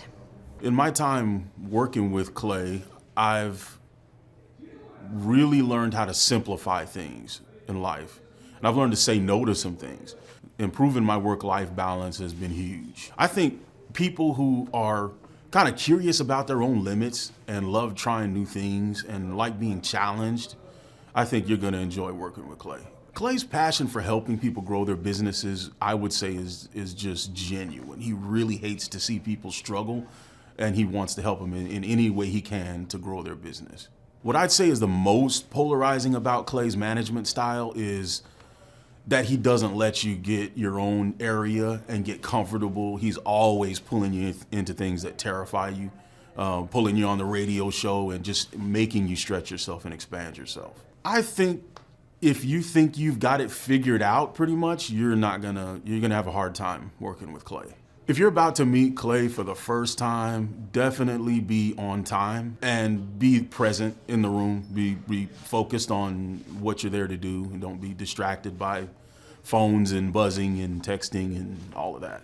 Not to get too deep, but I think what Clay sees in his turkeys, chickens, and cats, trust is kind of huge. And trust is not an element of perfection. You don't trust people because they're perfect. You trust them because they're consistent. And I think consistency is something that he really appreciates in people. And to me, those animals kind of epitomize consistency. It's easy to get into a routine with those animals. You know, he knows what to expect, and they're not going to surprise him. So I think that's what he appreciates in people as well. So for somebody that doesn't know Clay incredibly well, or you're just meeting him, the first thing that you need to know about his personality is it's very polarizing, black and white, and really that's how you know whether you're going to love working with him or maybe not like working with him right off the bat. People that are really motivated and driven love working with Clay. People that love to laugh, love to be really weird, and are comfortable doing that, love working here. On the counter side of that, if you're slow and lazy and kind of just want to float along in your job, not really looking to improve or develop yourself, you're probably not going to like working with Clay. He's always challenging you, always pushing you to be better and learn new skills and step outside of your comfort zone and do things that make you squirm a little bit. Clay's passion for helping business owners grow their businesses translates into everything that he does. It kind of affects his whole self. So everything that he does from the moment that he wakes up is preparing himself to share that with people and get his message across. He's always looking for new methods and new medias to reach wider audiences. I mean, that's why he does a podcast, so that he can reach people that aren't physically here. But yeah, it affects everything that he does. Clay's management style is extremely blunt and, like I said, politically incorrect. So I think that's probably the most polarizing thing that you can be in society today. I mean, he just puts it out there and kind of just sees how you handle it. And that's either going to draw you in or send you running in the other direction. If you're about to meet Clay for the first time, all I would say is be yourself. He's really good at reading people. All the management here is really good at reading people. And so if you're trying to be something that you're not and you're disingenuous, they're going to pick up on that. I would describe Clay's personality as somewhat eccentric. He is very determined, he's consistent, he's hilarious, he's extremely hardworking, and he just loves to get things done. He's a grinder, and he really loves to see progress and success in his employees and in his clients. Since working with Clay, I have learned an enormous amount of business knowledge and life experience. I've learned more working for Clay than I did in the 4 years of going to a private university for business and entrepreneurship, if that tells you anything. And then life experience, just he's changed the way I've looked at relationships in my personal life. He's changed the way that I looked at goals myself, for setting for myself. He's changed a lot of things just in my personal life and in my business life. The kind of employees and teammates who really love working with Clay are people who love to get things done, who love to grind things out, who love to see the success in others, and who also love to have a bigger goal in mind, to work for something and for other people as well. So Clay has an enormous passion for helping business owners, and the best way I can describe this is he doesn't have to do Thrive 15 financially and just in his personal life. He doesn't have to have this business. He created this business because he has that passion, and he loves to see people succeed and to work for something and overcome things and see them do great in life and in their business. So Clay's management style can be polarizing, mainly because he demands a lot out of his employees. Because there's so much to get done and he does want to see success in all of his clients, there's a lot of behind-the-scenes work that everyone has to do on a daily basis. And that could mean being here at 5:30 in the morning or leaving at 9 at night. If you are very goal-driven and like to get things done, then it would be perfect for you. So I've worked at a lot of different places, and It probably wouldn't be a good fit if you are the employee who likes to take long breaks in the bathroom, or who doesn't like to do anything while the manager is not in front of your site, or there to keep you on track, or if you like to be on your cell phone all day, things like that. It probably wouldn't be a good fit for this company. The advice I would give to you if you were first meeting Clay was definitely be prepared. So bring a pen, bring a piece of paper or a notebook, and also do your research on Clay, Dr. Zellner, the companies that they've created. Have questions already for him, and just come with confidence and integrity, and you'll be fine. So one thing that's different about Clay is that he really loves spending time with his turkeys, his chickens, his cats, some unconventional animals that for most people. And I think he likes spending time with these animals just because they're not human beings, to be honest. And he has to deal with a lot of people every day, a lot of different personalities. So really spending time with these animals kind of gives him a break from that. Most importantly, Clay knows what he wants, and he's found a way to synthesize every aspect of his life to create a harmonious balance. So if you contribute toward that balance, then you'll have a good relationship with Clay. And if you take from that balance or disrupt that balance, then he won't last long in Clay's life. I've definitely noticed a common denominator between employees that enjoy working with Clay. And they're often diligent, they're hardworking, they dress sharp, they have great personalities, and Clay enjoys being around every single one of them. Clay has a desire to see people win. And I think the reason for that is that he knows what it's like to win, and he knows how good it feels, and he wants people to share that same experience that he has. He also knows what it takes to get there. And so to share those concepts with people is a great passion of his, because he's not selfish and he doesn't want to keep winning just to himself. The kind of people that wouldn't enjoy working with Clay are people that are under the illusion that they know everything they need to know out of life and business and everything in between. I've always believed in the concept that we're always growing, we're constantly growing, and there are no such thing as plateaus in life. So as soon as you stop growing, you're essentially dead and essentially pointless to the earth. And so Clay understands that, and everybody that works for Clay also understands that. So the kind of people that don't enjoy working with Clay are people that don't want to grow, don't want to learn, and are most definitely not coachable. Clay really loves his turkey, his chicken, and his cats. And I was taking a lot of time thinking about why that might be. Now, there are two answers to this. First of all, there's a surface level answer. Okay, Clay just loves animals. I mean, who doesn't love animals? But then there's a deeper answer to this. When you look at animals, animals do what they want. Take cats, for example. Have you ever tried to tell a cat to sit? Good luck with that. Well, it's the same thing with Clay. Clay does what he wants. Clay doesn't wear a suit. Clay wears a hoodie, he wears jeans, and he wears Adidas sneakers to work because he can. He's earned the right to do so. Just like a cat won't come and sit on your lap if you tell it to do so, you cannot tell Clay to wear a suit. And so he has something in common with these animals. And so he relates to the animals. And so that's why I think he loves spending time with his turkey, his chickens, and his cats. If you're preparing to meet Clay, first of all, I'd say make sure you're not late. You have to respect his time. Because as I said before, he's found a way to synthesize the aspects of his life to where his time is very efficient and very intentional.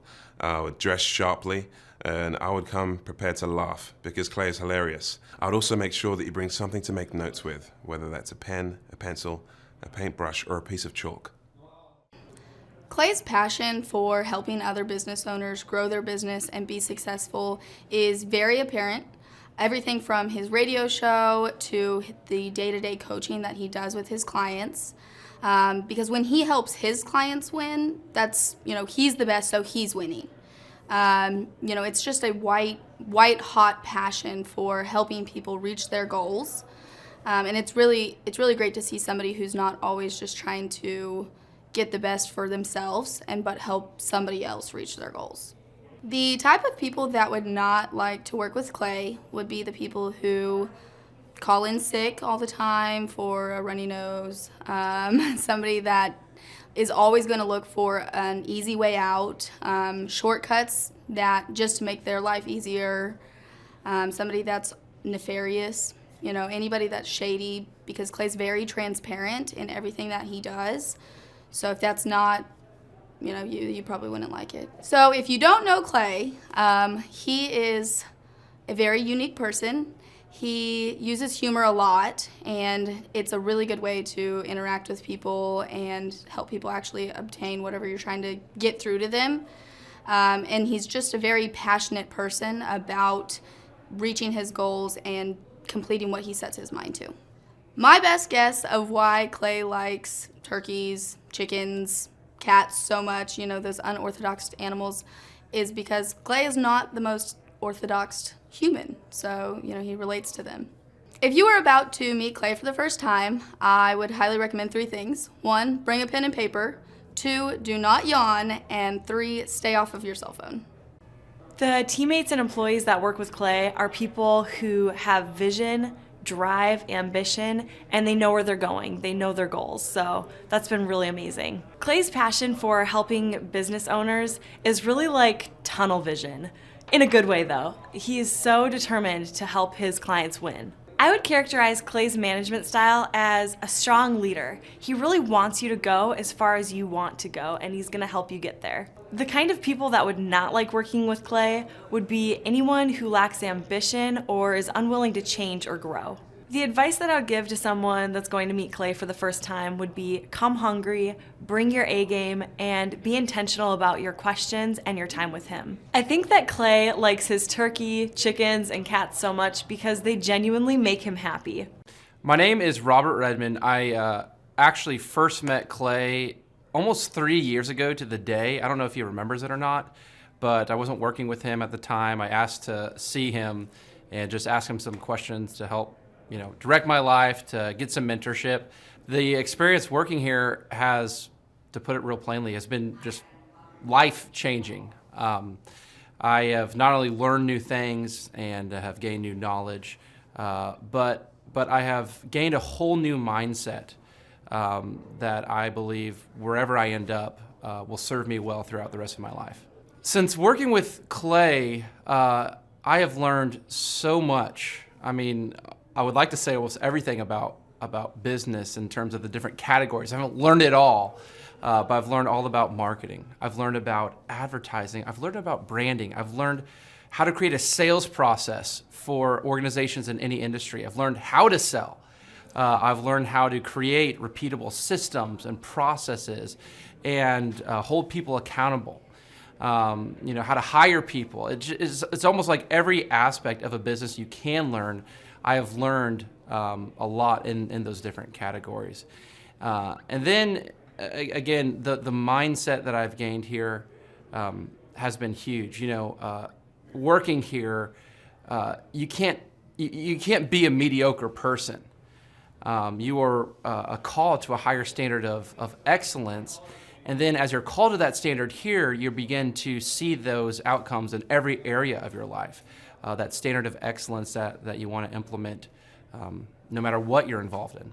I would like to describe the other people that work with Clay are people that are going somewhere with their life. Marshall in the group interview talks about how the best fits for this organization are the people that are goal-oriented. So they're on their own trajectory, and we're on our own trajectory.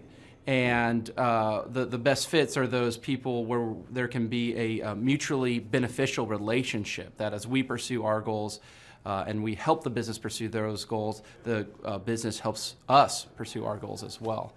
And so I'd say people that are driven, people that want to make something of their lives, people that are goal-oriented, they're focused, and they're committed to overcoming any adversity that may come their way.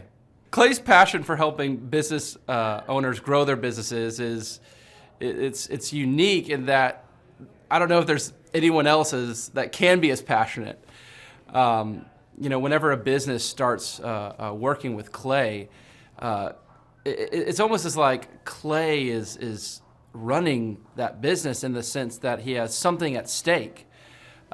He's just serving them. They're one of his clients, but it's as if he is actively involved in the business. Whenever they have a win, he's posting it all over his social media.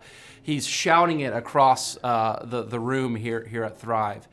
He's sending people encouraging messages. He can kind of be that life coach and business coach in terms of being that a motivator and that champion for people's businesses. It's again unique because there's no one else I've seen get so excited about and passionate about other people's businesses. The kind of people that wouldn't like working with Clay are people that are satisfied with mediocrity.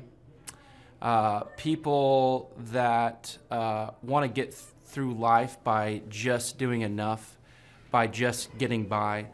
People who are not looking to develop themselves, people who are not coachable, people who think that they know it all and they're unwilling to change.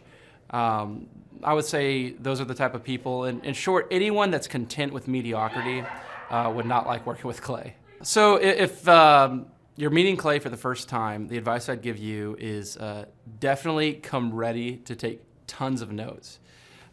Every time Clay speaks, he it gives you a wealth of knowledge that you don't want to miss. I remember the first time that I met Clay, I literally carried a notebook with me all around. I was looking at this notebook the other day, actually.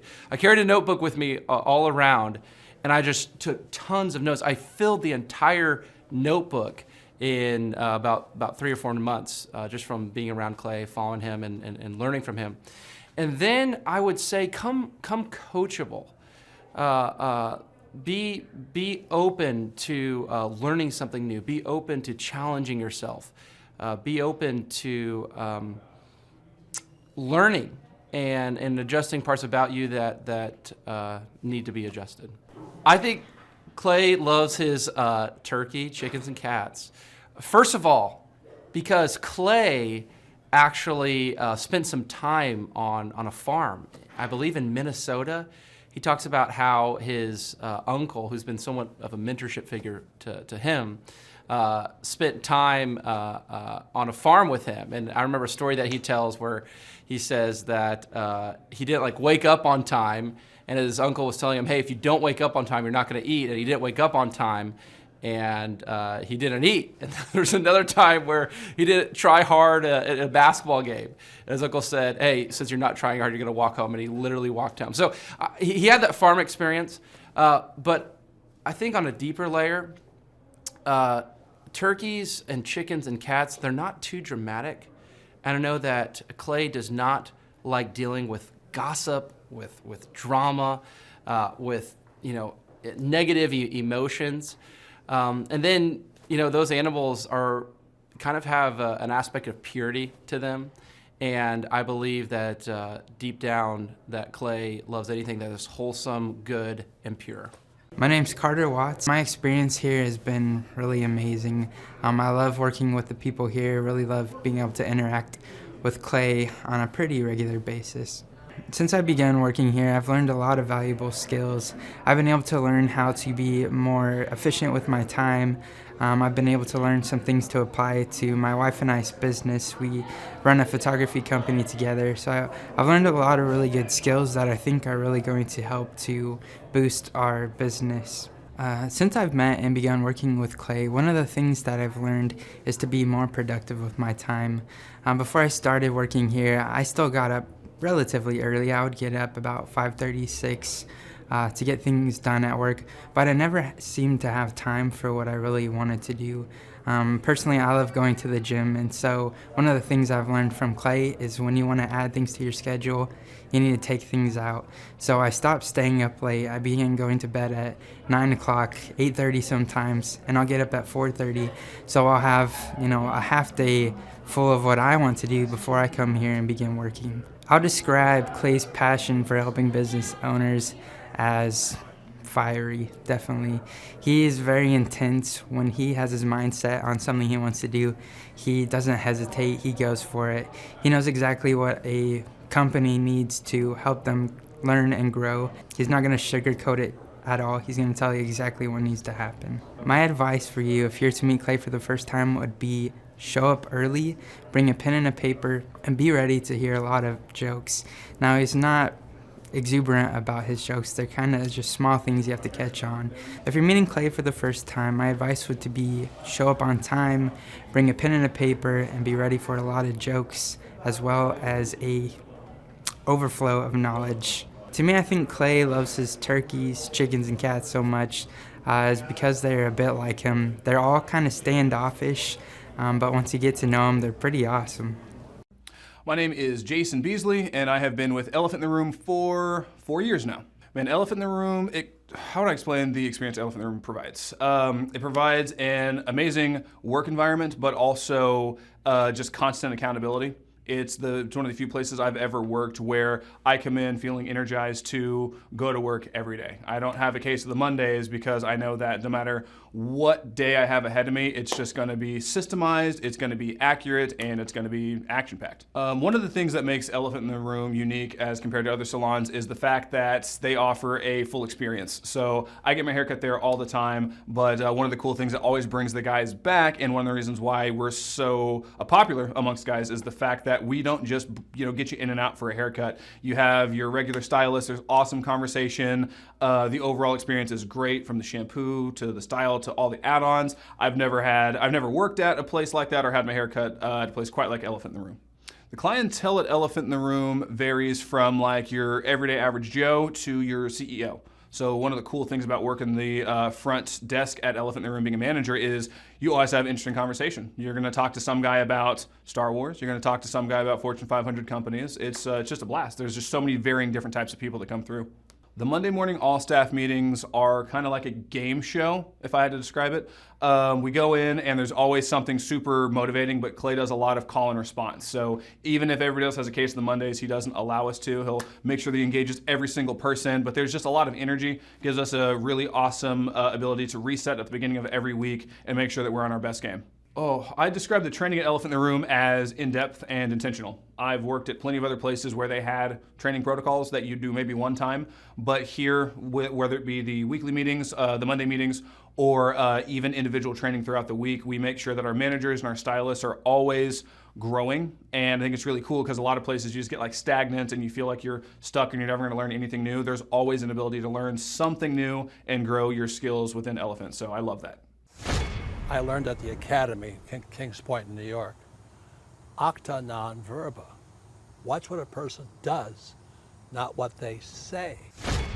Hi, I'm Aaron Antis with Shaw Homes. I first heard about Clay through a mortgage lender here in town who had told me what a great job he had been doing for them, and I actually noticed he was driving a Lamborghini all of a sudden, so I was willing to listen. In my career, I've sold a little over $800 million in real estate. So honestly, I thought I kind of knew everything about marketing and homes. And then I met Clay, and my perception of what I knew and what I could do definitely changed. After doing $800 million in sales over a 15-year career, I really thought I knew what I was doing. I've been managing a large team of salespeople for the last 10 years here with Shaw Homes. And I mean, we've been a company that's been in business for 35 years. We've become one of the largest builders in the Tulsa area, and that was without Clay. So when I came to know Clay, I really thought, man, there's not much more I need to know, but I'm willing to listen. The interesting thing is our internet leads from our website has actually, in a 4-month period of time, has gone from somewhere around 10 to 15 leads in a month to 180 internet leads in a month. Just from the few things that he's shown us how to implement that I honestly probably never would have come up with on my own. So I got a lot of good things to say about the system that Clay put in place with us, and it's just been an incredible experience. I am very glad that we met and had the opportunity to work with Clay. So the interaction with the team and with Clay on a weekly basis is honestly very enlightening. One of the things that I love about Clay's perspective on things is that he doesn't come from my industry. He's not somebody who's in the home building industry. I've listened to all the experts in my field. Our company has paid for me to go to seminars, international builder shows, all kinds of places where I've had the opportunity to learn from the experts in my industry. But the thing that I found working with Clay is that he comes from such a broad spectrum of working with so many different types of businesses that he has a perspective that's difficult for me to gain because I get so entrenched in what I do, I'm not paying attention to what other leading industry experts are doing, and Clay really brings that perspective for me. It is very valuable time every week when I get that hour with him. From my perspective, the reason that any business owner who's thinking about hooking up with Thrive needs to definitely consider it is because the results that we've gotten in a very short period of time are honestly monumental. It has really exceeded my wildest expectation of what he might be able to do. I came in skeptical because I'm very pragmatic, and as I've gone through the process over just a few months, I've realized it's probably one of the best moves we've ever made. I think a lot of people probably feel like they don't need a business or marketing consultant because they maybe are a little bit prideful and like to think they know everything. I know that's how I felt coming in. I mean, we're a big company that's definitely one of the largest in town.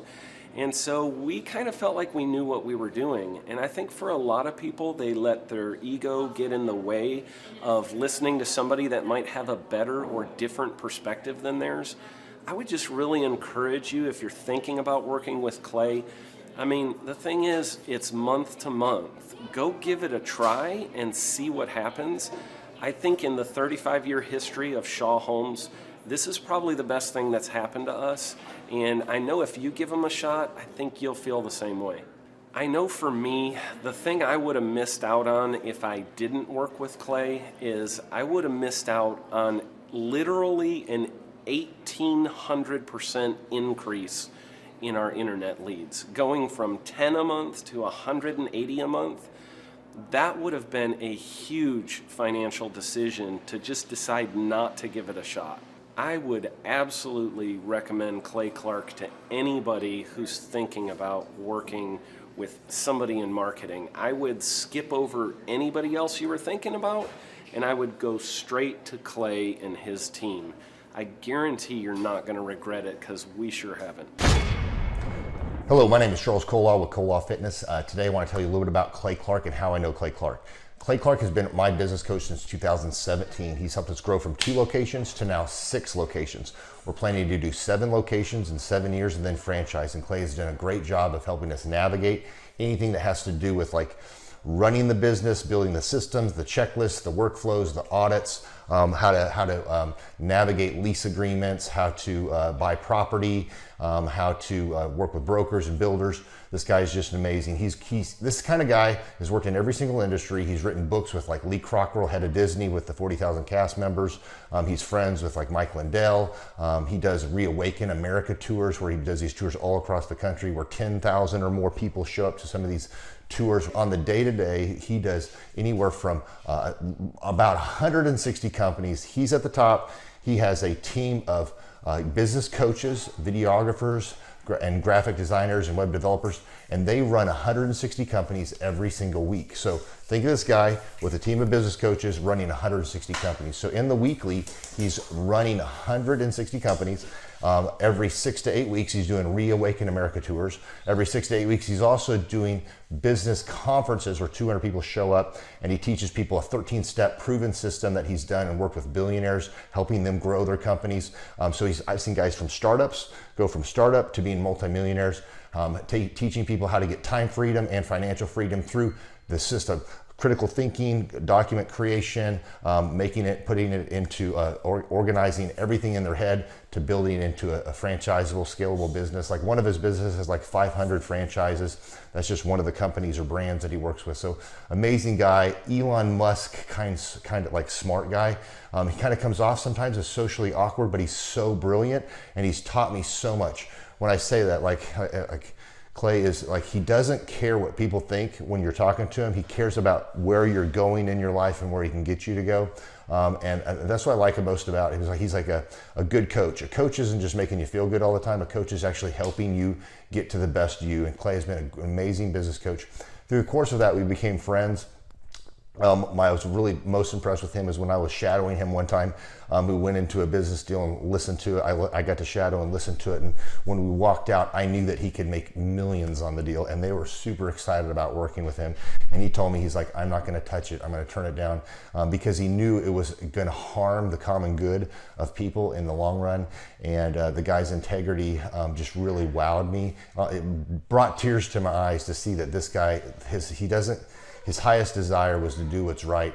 And anyways, just an amazing man. So anyways, impacted me a lot. He's helped navigate anytime I've got nervous or worried about how to run the company, or you know, navigating competition and an economy that's like, I remember we got closed down for 3 months. He helped us navigate on how to stay open, how to get back open, how to just survive through all the COVID shutdowns, lockdowns, because our clubs were all closed for 3 months, and you have $350,000 of bills you've got to pay, and we have no accounts receivable. He helped us navigate that, and of course we were conservative enough that we could afford to take that on for a period of time. But it was, anyways, great man. I'm very impressed with him. So Clay, thank you for everything you're doing, and I encourage you, if you haven't ever worked with Clay, work with Clay. He's going to help magnify you, and there's nobody I have ever met that has the ability to work as hard as he does. He probably sleeps 4, maybe 6 hours a day, and literally the rest of the time he's working, and he can outwork everybody in the room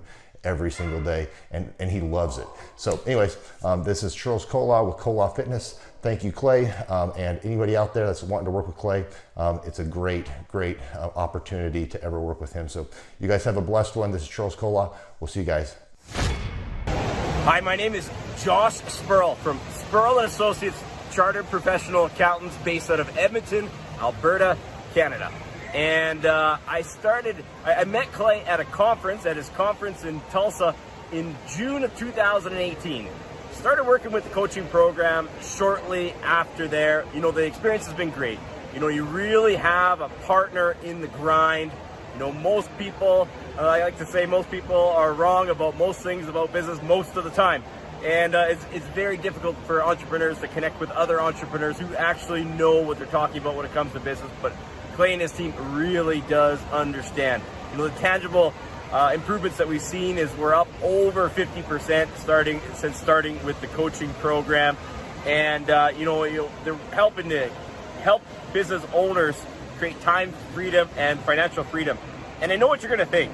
You're going to say, what the heck are you going to do with your time freedom and financial freedom when you're in Edmonton, Alberta, Canada? That's the most northerly city in North America with 1 million people. You know, we're probably just sitting in our igloos hoping for some television, but I'll give you an idea of what we're doing in Edmonton, Alberta, Canada.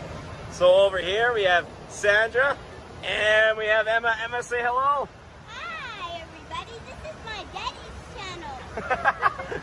Emma really likes any video. So let's see what actually the time freedom and financial freedom can do for you in Edmonton. So believe it or not, we have a beach here, guys. And I'll take you on the little tour of Edmonton's beach. Now it's not what you Americans are going to think of as a beach. This is a northern beach.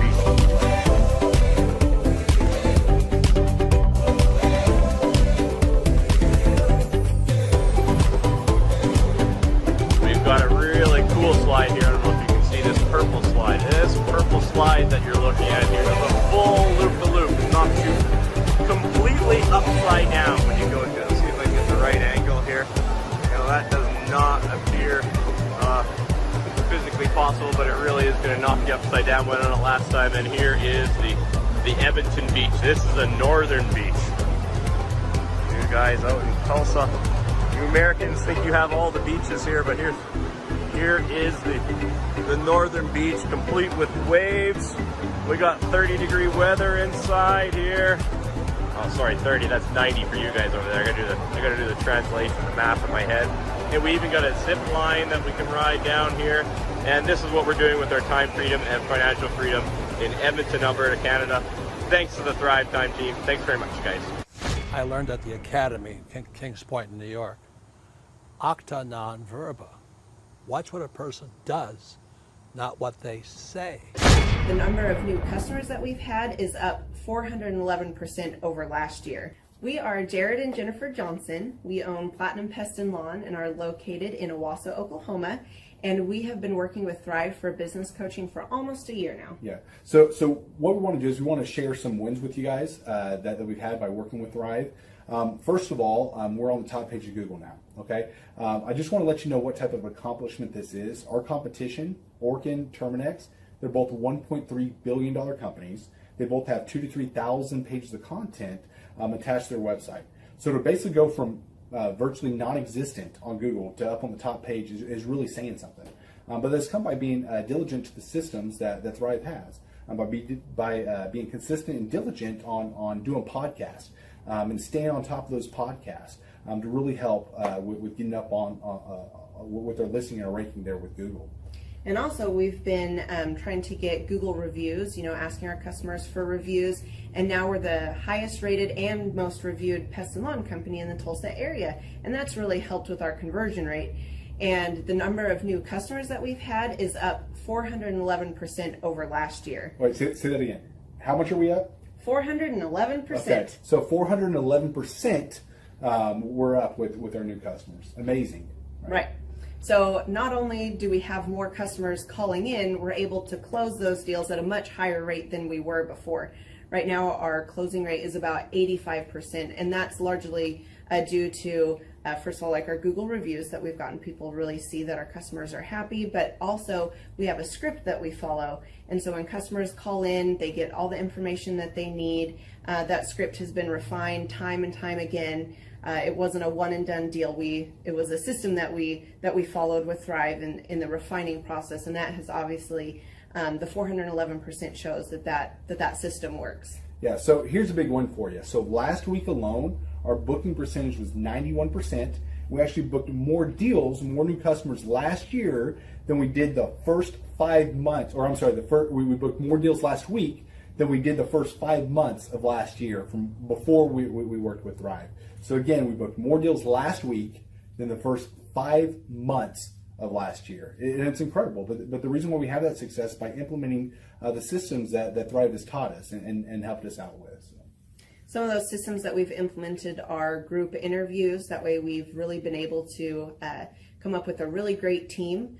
We've created and implemented checklists. That way everything gets done and it gets done right. It creates accountability. We're able to make sure that everything gets done properly, both out in the field and also in our office. And also doing the podcast, like Jared had mentioned, that has really, really contributed to our success. But that, like I said, the diligence and consistency in doing those and that system has really, really been a big blessing in our lives. And also, it's really shown that we've gotten the success from following those systems. Yeah. So before working with Thrive, we were basically stuck. Really no new growth with our business. And we were in a rut and we didn't know. The last 3 years, our customer base had pretty much stayed the same. We weren't shrinking, but we weren't really growing either. Yeah, and so we didn't really know where to go, what to do, how to get out of this rut that we're in. But Thrive helped us with that. They implemented those systems. They taught us those systems. They taught us the knowledge that we needed in order to succeed. Now it's been a grind. Absolutely, it's been a grind this last year. But we're getting those fruits from that hard work and the diligent effort that we're able to put into it. So again, we were in a rut. Thrive helped us get out of that rut. And if you're thinking about working with Thrive, quit thinking about it and just do it. Do the action, and you'll get the results. It will take hard work and discipline, but that's what it's going to take in order to really succeed. So we just want to give a big shout out to Thrive, a big thank you out there to Thrive. We wouldn't be where we're at now without their help. Whoa. Good morning. Robert Kiyosaki, the Rich Dad Radio Show. Today I'm broadcasting from Phoenix, Arizona, not Scottsdale, Arizona. They're close, but they're completely different worlds. And we have a special guest today. Definition of intelligence is if you agree with me, you're intelligent. And so this gentleman is very intelligent. I've done his show before also, but very seldom do you find somebody who lines up on all counts. And it's a Mr. Clay Clark. He's a friend of a good friend, Eric Trump.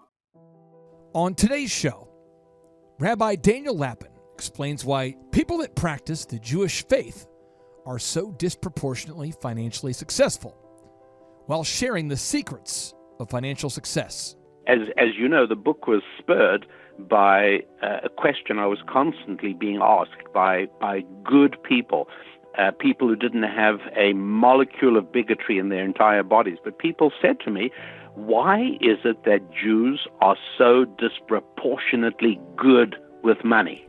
On today's show, Rabbi Daniel Lapin explains why, in the original Hebrew language, the words work and worship meant the same thing. This might be the most important and powerful point we're talking about today, which is that the word for worshiping the Lord is exactly the same as the word for doing your work for 6 days a week. He explains both the power and the principle of the sixth-day work week. He explains why the original Hebrew language intentionally did not include a word for the English term fair. He explains why the original Hebrew language intentionally decided not to have a word for retirement. We think of retirement in Hebrew as obscene. He explains why money should be viewed as a certificate of appreciation. He explains why that in order to get rich, you must sell the customer something that they want, not something that you want. He explains why being a good person will not necessarily guarantee you financial success. He explains practical steps to increase your personal earnings, and why nobody can become successful when involved in selling something that they believe to be morally reprehensible. And he explains why doing what you love will not guarantee you massive amounts of wealth and much, much more. Money only works because of faith. And this is one of the reasons that the planet has never produced an atheistic regime with a healthy economy. Never happened. Ladies and gentlemen, this show could be the most profound episode of the Thrivetime show that we've ever recorded. Grab a pen and a pad and get ready to enter into the lab and the dojo of mojo about how to create wealth with Daniel Rabbi Lapin. Some shows don't need a celebrity narrator to introduce the show, but this show does. 2 men, 8 kids, co-created by 2 different women, 13 multi-million-dollar businesses. Ladies and gentlemen, welcome to the Thrivetime Show. 3, 2, 1, here we go! Started from the bottom, now we here. Started from the bottom, and we'll show you how to get here. Started from the bottom, now we here. We started from the bottom, now we here. Started from the bottom, now we here. Started from the bottom, now we here. Yes, yes, yes, and yes. Thrive Nation, on today's show, we are interviewing the best-selling author, the best-selling financial expert and author, Rabbi Daniel Lapin. And if you've ever been out there seeking financial wisdom, financial advice based upon biblical truth, this show is the show for you. Rabbi Lapin, welcome onto the show, and how are you, sir? I couldn't be any better, thank you, Clay. Delighted to be together with you and to share some time with your wonderful audience. Well, I would like to start by asking you what the term rabbi means. It merely means a teacher with a specialty in ancient Jewish wisdom's insights into the Bible. Now, I know that you have had a ton of success as an author, and you've really developed a career that spans decades, but could you share with us where you grew up and what life was like growing up? Certainly. I was a terrible child, and I grew up in the home of a very famous and distinguished rabbi and his wife. This was in Johannesburg, South Africa. And when I was about 10 years old, the parents were rightfully worried that I was turning into a completely barefoot savage. Wow. And so they sent me to boarding school in England. And I went to school there and gradually became civilized, but it took quite a while. What is it like going to a school like that? It was shocking. It was shocking to me because it was a school way beyond the standards I was accustomed to. So it took a little while for me to find my feet and to become accepted. I had to work at it, and it taught me a great deal. It really did. But, I was 10 years old. What did I know? Rabbi Daniel, when did you decide that you wanted to become a rabbi? Never. Never? My father was a rabbi, my grandfather, my great-grandfather, and so I grew up knowing beyond any shadow of a doubt that of all the careers in the whole world, the one thing I really would never, ever be was a rabbi. But I've come to the conclusion that the good Lord has your destiny in mind, and he'll send you one or two soft messages, and if you don't pay any attention, he begins to get you with a 2x4. And eventually he whacks you hard enough that you do start paying attention. So I actually became an engineer. I worked for Royal Dutch Philips, the Philips, not Royal Dutch, the Philips Electronics Company, designing communication equipment, and I thought that was what I wanted to do. I certainly did not want to replicate the career path of my family, but as I said, the good Lord has plans, and you can ignore them for a certain amount of time, but eventually you say, you know, this hurts too much. Maybe I better just do what I'm expected to do. Your book, Thou Shalt Prosper, is just filled with so many nuggets of knowledge that they really don't teach in college. So many profound ideas that are Well, on the life-changing. contrary, they teach the opposite very often in college. They do. As you know, the book was spurred by a question I was constantly being asked by good people, people who didn't have a molecule of bigotry in their entire bodies. But people said to me, why is it that Jews are so disproportionately good with money? Right. And I realized that this was a question worth answering. And I even thought to myself, you know, I'm going to be absolutely honest about it. I'm going to spend as long as it takes to research this. And if it turns out that Jews are good with money because they routinely rip everyone else off, well, then I'm going to know the truth. But it turned out not to be the case. There are bad apples in every bunch, and no more or less with Jews. Was it that it's Jewish genes, that the Cossacks killed all the poor Jews, leaving the rich ones available to reproduce? But if that were true, it would need to show a money gene in Jewish sperm, which just doesn't exist. And we also see that in common with other groups, they're very often in Jewish families. After several generations, wealth is dissipated, not created. So I had to really probe, and finally, and eventually, after it was a good few years, nearly 7 years, it became apparent to me that the inevitable conclusion, which shocked me, I hadn't expected that, was that embedded in the Bible, embedded in the Torah, structured within the intricacies of the Hebrew language and 2,000 years of carefully communicated ancient Jewish wisdom, with thousands of tips and tools and techniques and specific strategies for how money works and how to be good with it. And I decided to condense that into a book called Thou Shalt Prosper, the 10 Commandments for Making Money. And the publishers said it was much too big. They needed to, it was a good few years, nearly 7 years, it became apparent to me that the inevitable conclusion, which shocked me, I hadn't expected that, was that embedded in the Bible, embedded in the Torah, structured within the intricacies of the Hebrew language and 2,000 years of carefully communicated ancient Jewish wisdom, with thousands of tips and tools and techniques and specific strategies for how money works and how to be good with it. To begin with, this book and our work was about how do you increase your revenue? How do you make more money than you are now making? And that was what the work was all about. How did you go from your early career to becoming a rabbi and a financial teacher from a biblical perspective? How did you make that jump? What was the transition like? Well, I was forced. in spite of the fact that I thought I wanted to become an engineer. And I was forced, before I could even go to school for engineering, I first of all had to go to Bible school, and I had to become ordained as a rabbi. And my father said, look, I don't care if you don't practice as a rabbi, but I want you to be able to. And I didn't understand it at the time, but obviously today I'm enormously grateful that he insisted.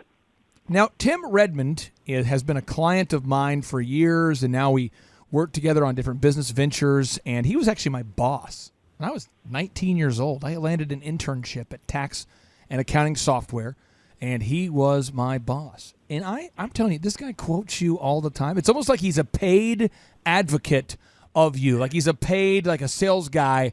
No, it's not that at all. It's He loves that, you. Tim really gets it. Tim has studied this material. He and I have worked together on numerous occasions, and we've spent hours and hours and hours studying this material and researching and working on it together. So he really gets it, and that's really all it is. Well, Tim, this is the thing. Tim pulls me aside. I don't remember what year it was, but he pulls me aside and he says, hey, the Hebrew language was God's original language. And that original language, the Hebrew language, does not have a word for retirement. And I'm going, what? And maybe I'm losing something in translation there. Could you explain the Hebrew language, and does it have a phrase for retirement? What's that all about? Sure. Well, needless to say, I'm not the only person. And, this is not Rabbi Daniel Lappin jumping up and saying, hey, Hebrew's God's language. No, it's not like that at all. Many learned people, people who developed the Oxford English Dictionary, understood it. Sir William Bradford, who came to North America on the Mayflower, wrote a book in the 17th century called History of the Plymouth Plantation. And the first 20 pages or so in his own handwriting, in the manuscript of the book, are in Hebrew. And in those 20 pages, he even explains why he studied Hebrew and learned how to read the Bible in the original Hebrew, the Old Testament. And he says it's because this is the language in which God spoke to the patriarchs of old, and it's the language in which Adam named all living things, etc., etc. This Lord's language does have certain pieces of wisdom in it.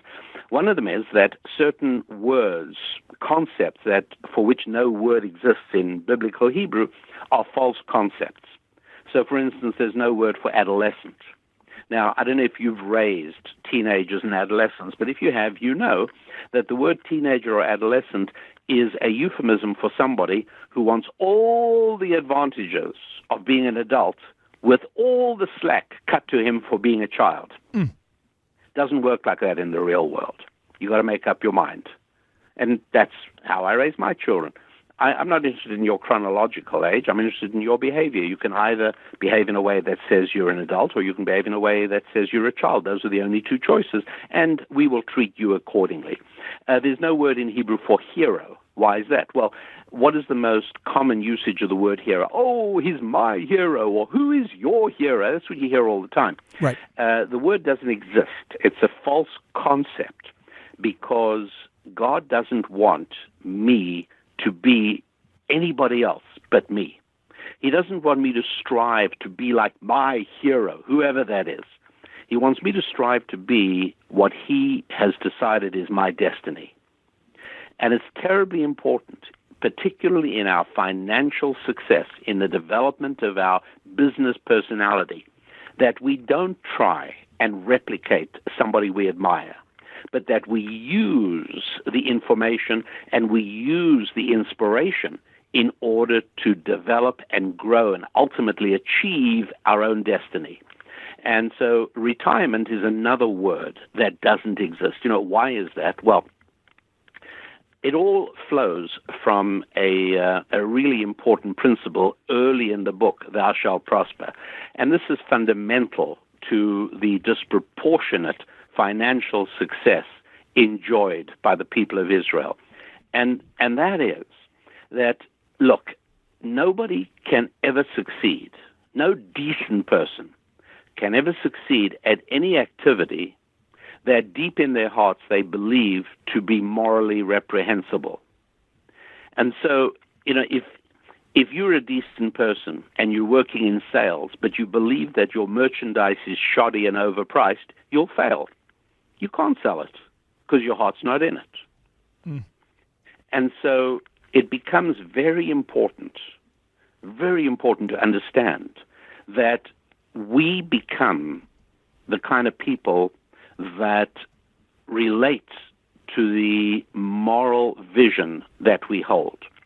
And so if you believe that making money is essentially taking money, if you believe that profit is essentially plunder, then you'll never be very good at making money because you have moral qualms about it, thinking that you're taking. And by the way, many people are like this. You know, the babysitter we had working for us Saturday night 3 weeks ago, I noticed when we came home and I wanted to pay her, I said, "How much do we owe you?" And her eyes went down to the carpet and her toes started tracing patterns. She was uncomfortable to say, "You owe me $40," because she felt she was taking my money.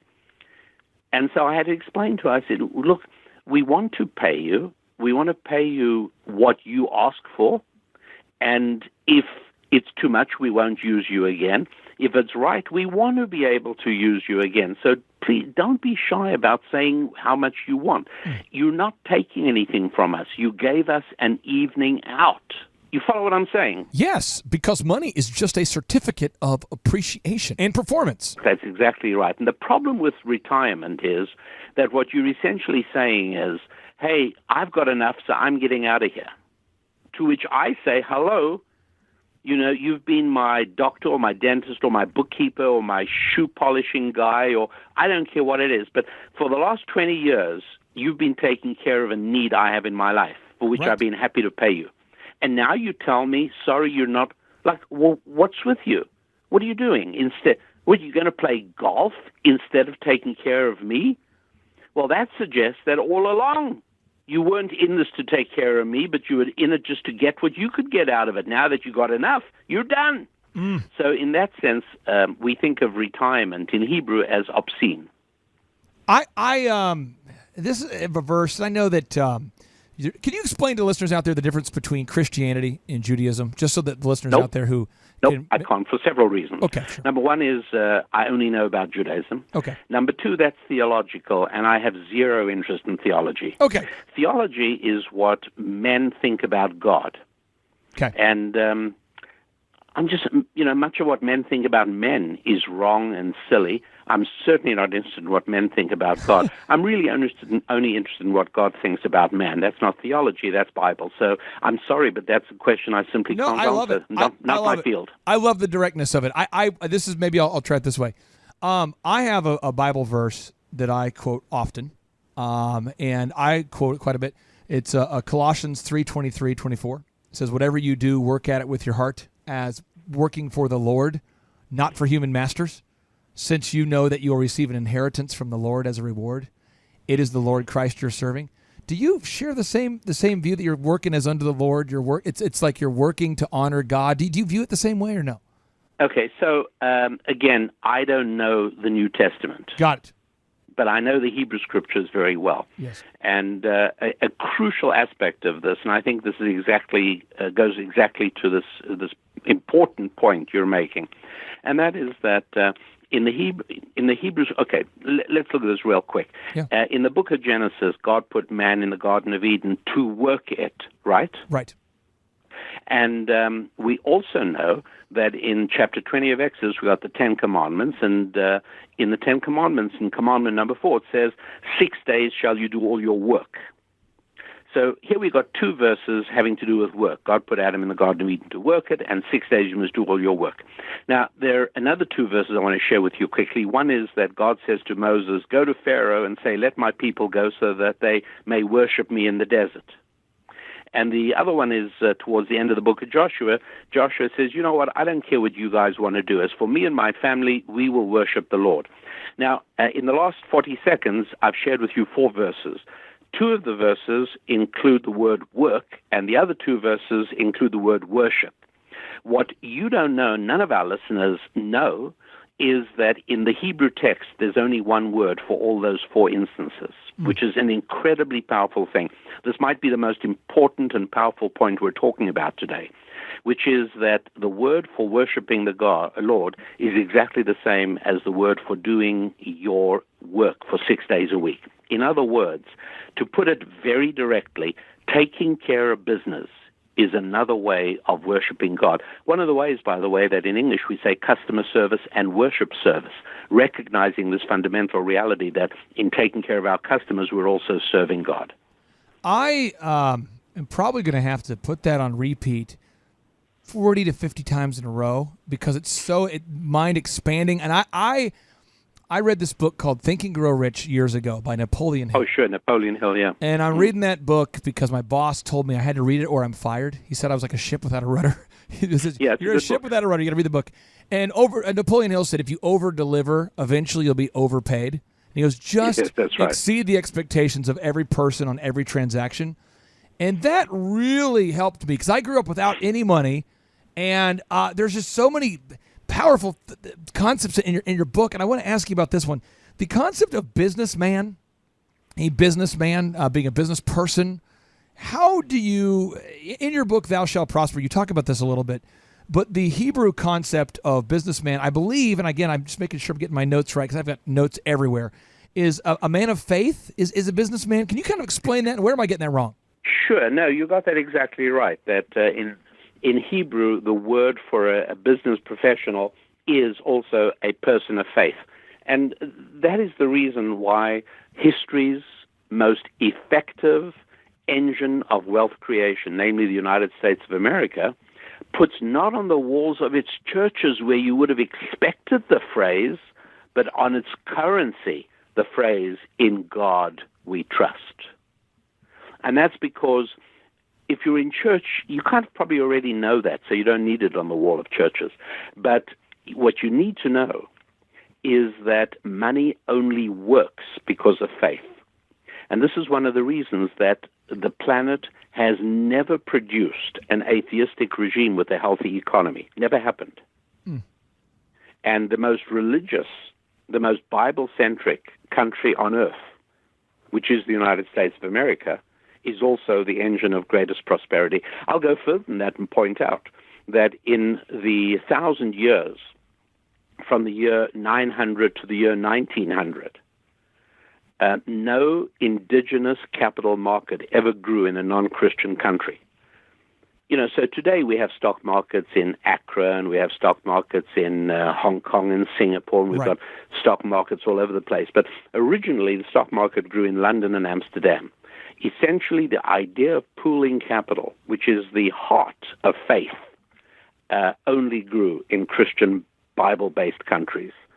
And, I mean, one only has to look at the most prominent and revered structures in every European city, like Notre Dame Cathedral in Paris, and you'll find the Christian origins of the wealth building of Western civilization. And Rabbi Daniel, I just want to, and I'm not going to get into a religious debate with you at all. I just want to make sure the listeners out there, because there's somebody out there who, doesn't understand. With Judaism, you really have a deep knowledge of the Old Testament. Is that correct for anybody out there who's unclear in their mind of? Yes, it is. And it's also important for everyone to understand, I'm not saying you have to be Jewish to succeed with this book. I'm not saying you have to be of the Jewish faith in any way whatsoever in order to benefit from the strategies of ancient Jewish wisdom that I share in Thou Shalt Prosper. That is right. And I don't want anybody out there to discount that because I just want to make sure we kind of understand where you're coming from and your background there. Now, you write in your book, this is highlighted and circled, and I have to apologize for the desecration of this book. But in your book, you wrote... On the contrary, I'm thrilled to hear it. You wrote, take out a dollar bill and look at it.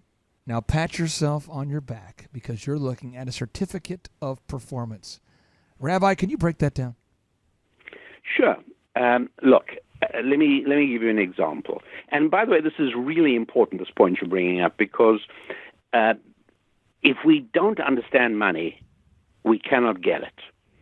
I'm probably one of the worst fishermen in the world, but I like fishing for salmon in the cold waters of British Columbia off the west coast of Canada.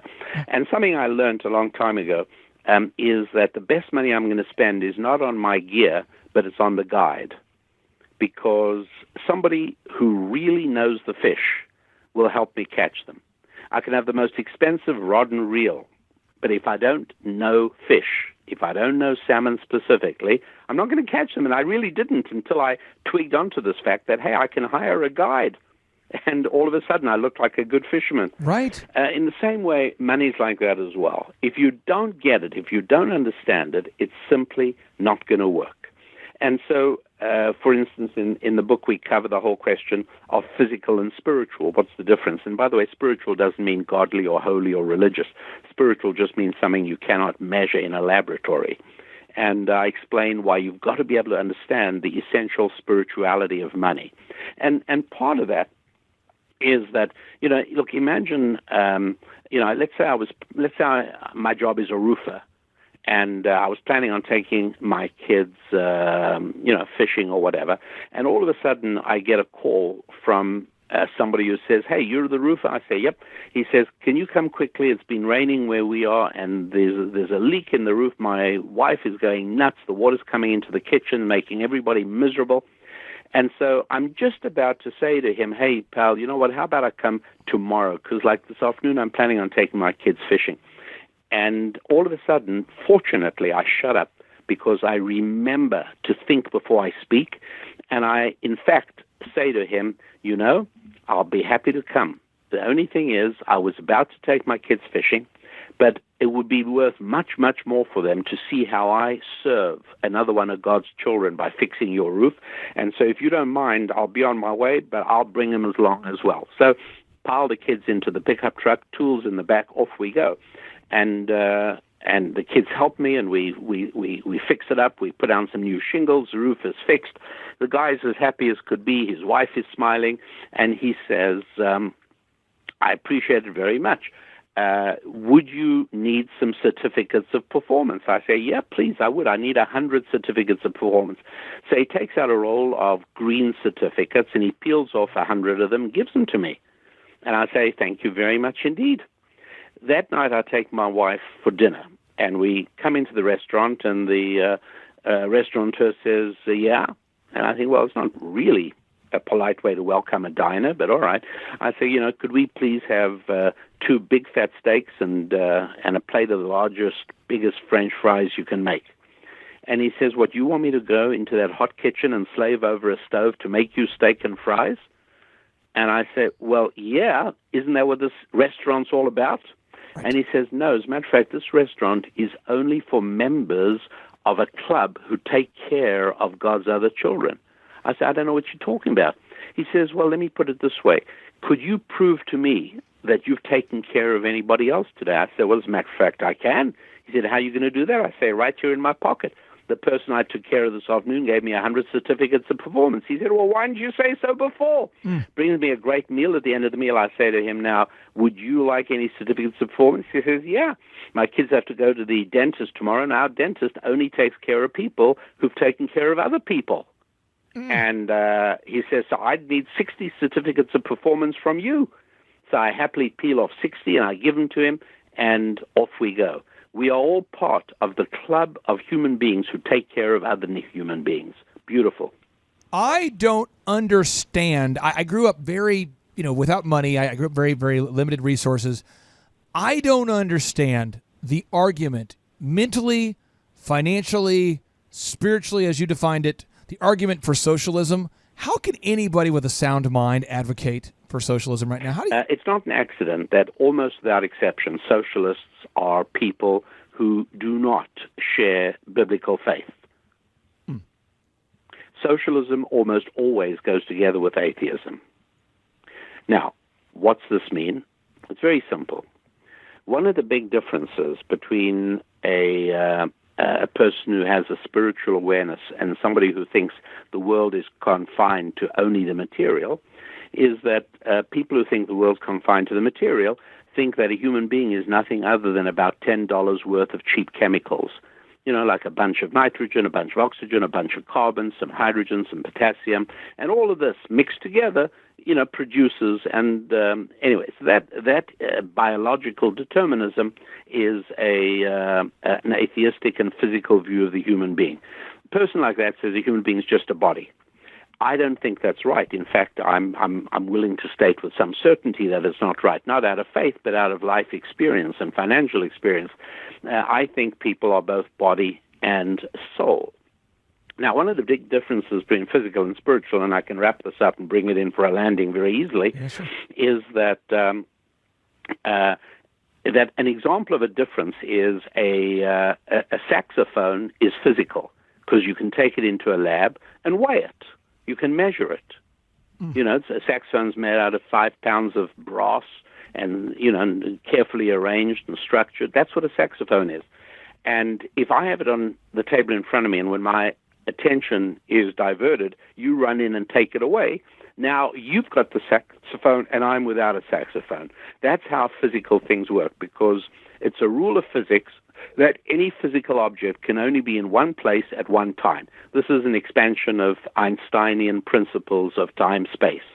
Any physical object can only be in one place at one time. However, a tune is not a physical thing. It's a spiritual thing. There's no instrument in the world, no lab in the world capable of measuring a tune to see whether it's the kind of tune that would make people happy or sad or make men march off to war or whatever it is. And so a tune, if I have a tune and you hear me whistling my tune and you learn it and you walk away and you teach it to a bunch of other people, have you taken away anything from me? No, you've just made the world a more tuneful place. The difference between physical and spiritual is physical can only be in one place at a time. Spiritual can be in more than one place at a time. Now, if money is only physical, and sure, socialistic people view the world in materialistic terms. You've heard of the Marxist materialistic dialectic, and that is that everything is only physical. That's the essence of Marxism and communism and socialism. Well, in that case, money is like the saxophone. And if I have some, and this is really important, if I've got it, that must mean there are a whole bunch of other people who don't have it, because I must have taken it from them. That's and the only way for other people to get it is to take it from me. That's called, by the way, redistribution. But the way money truly works is it's spiritual, not physical. And that is that two human beings can agree on a transaction, and that transaction doesn't exchange money. It brings money into being. And I explain all the arithmetic and mathematics of that in the book, Thou Shalt Prosper. But the bottom line is that inflation is when the government prints more money than transactions have created. And deflation is when government doesn't print enough currency to account for the fact that every time you and I did a transaction, we actually brought money into being. Wow. And Andrew, I think I'm going to have to duct tape my head together and listen to this show at least 5 times. Rabbi Daniel, you talk about, you write about that in order for people to prosper, we have to behave decently and honorably toward one another and live among others who conduct themselves in a similar fashion. Can you explain what this is all about? Yeah. Look, a lot of people have said to me, well, I don't get it, my rabbi or my pastor is this really holy guy. He's so spiritual, he's so wonderful, and yet he suffers in terrible poverty. So, okay, fine. Yeah, I would never say a word against your rabbi or against your pastor. I'm sure they're very beautiful people. Let me give you an example. How about a guy who is a beautiful human being, lovely person, loving, kind, compassionate, spiritual, godly, virtuous in every possible way, wouldn't hurt a fly. And he climbs to the top of a 20-story building, and he steps out the window.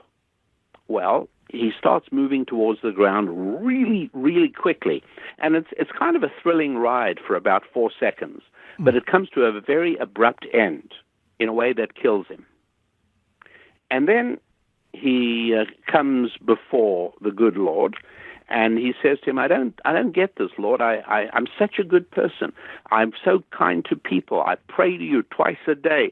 I give charity. I tithe my money. How could you let me die? And God says to him, well, I gave you a set of principles, both physical and spiritual. And one of the sets of physical principles that I put there in the world for you to learn is that if you step out of the window on a 20th floor, you're going to come to a very painful end. Why didn't you pay attention to that? Did you really think that the fact that you are good and virtuous can take the place of actual knowledge? And so I say exactly the same thing to the poor rabbi or the poor pastor. I say, of course you're a good and kind person. That's lovely. But did you really think that that's enough to make money? No. God wants you to have certain information, which, by the way, is why the Old Testament is filled with financial data. I don't know the New Testament, like I said, but I wouldn't be surprised if somebody told me there's 1,000 times more mention of money in a positive sense in the Old Testament than the New Testament. I wouldn't be the least bit surprised, because many, many, many dear, good Christian friends of mine, before they started studying Bible with me and learning the Old Testament, they believed that money is evil. And when you believe money is evil, I promise you, you're not going to get any. Right. Yeah, And so the Old Testament teaches these principles about not stepping out of the 20th floor window. In other words, it's not enough to be a good person. That doesn't stave off poverty. God wants us to do actual specific things. And what those are some of the things we're talking about. You talk about, you write about the idea that in order to be a successful person, you can't promise more than you're going to deliver. You have to actually promise less than you're going to deliver. Can you You've got to over deliver always, yes. Now, you talked about how businesses that don't do something valuable for others do not survive and should not survive. Profit is a way to measure how useful a business is. This doesn't ever change. I'd love to have you share more about that. Sure. So there is somebody in New Zealand that I'm coaching at the moment, business coaching. And here's how our engagement began. This person told me the business he started and what he is supplying to customers in New Zealand and how he's advertising and marketing, and it's just not working. And I said to him, what made you decide to sell this particular thing at the particular price you're selling it at? And he said, I just believe deep in my heart that it's what people need and that I'm providing a real value. And so I said to him, look, part of ancient Jewish wisdom is that I am sometimes going to help you collide with reality. And like any other collision, a collision with reality can be very painful. And I'm going to tell you that we don't really care about what you believe. That's not the point. The point is that only the market can determine value. And so you think that the market needs this thing, and that's because you are in love with this particular type of product. That means you should be buying that product, not selling it. But we need to build you up so as you fall in love with the act of business, which is the act of supplying the needs and desires of other human beings. And if that was really what motivated you, you would have done research to find out what people really want in your neighborhood in New Zealand, not decide in advance what you want to sell them. And so that is very much at the core of what we're talking about. Understanding that it is the market out there, that it's what people want. The idea of being in business is serving God's other children. And you can only do that by finding out the things that they want and they need and they desire and then providing them, which is why one of the stupidest things that anybody ever tells new graduates is, oh, now that you've finished your studies, you're leaving school, you must find a job doing what you love doing. Well, that's rubbish. That's an unbelievably selfish piece of advice which will never work. Take me, for instance. I love boating. I'm yet to find anybody who's willing to pay me a nice living for going boating. Right. It's irrelevant. What I got to do is find out what people around me need me to do, and then I got to learn to love it. You are just a man who is filled with so much wisdom, and I just think everybody should go out there and pick up thou shalt prosper. There's just so many great concepts in there. And I wanted to seek your wisdom on two more questions there, Rabbi Daniel. Yes, of course. What are the most costly and harmful habits that you see stopping most people from having success or growth or profitability with their business or their lives? Well, it's not necessarily the same thing for there are things that people can do that harm their marriages and their businesses. And I'm so interested that the way you phrased the question included both those areas in terms of family. And let me give you an example. One of the most fundamental principles of a sexual relationship is that it has to be between two people. It can't be one person. Okay. And if it is, most people are embarrassed about it and they don't talk about it. You know, people might say, you can pick me up at 8, I've got to take a shower first.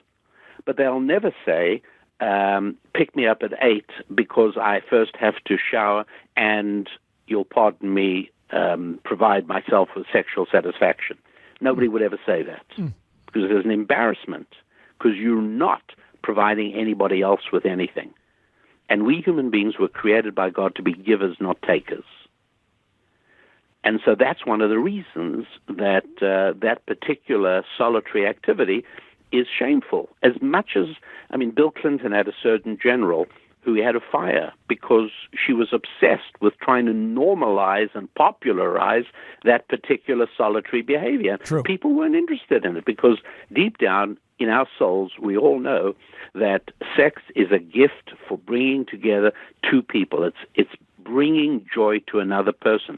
And that's particularly important, particularly to a man. It's not a case of seeking self-satisfaction. It's providing somebody else. Now, if you fail to grasp that, you're just not going to be very good at marriage. Exactly the same thing is true for business.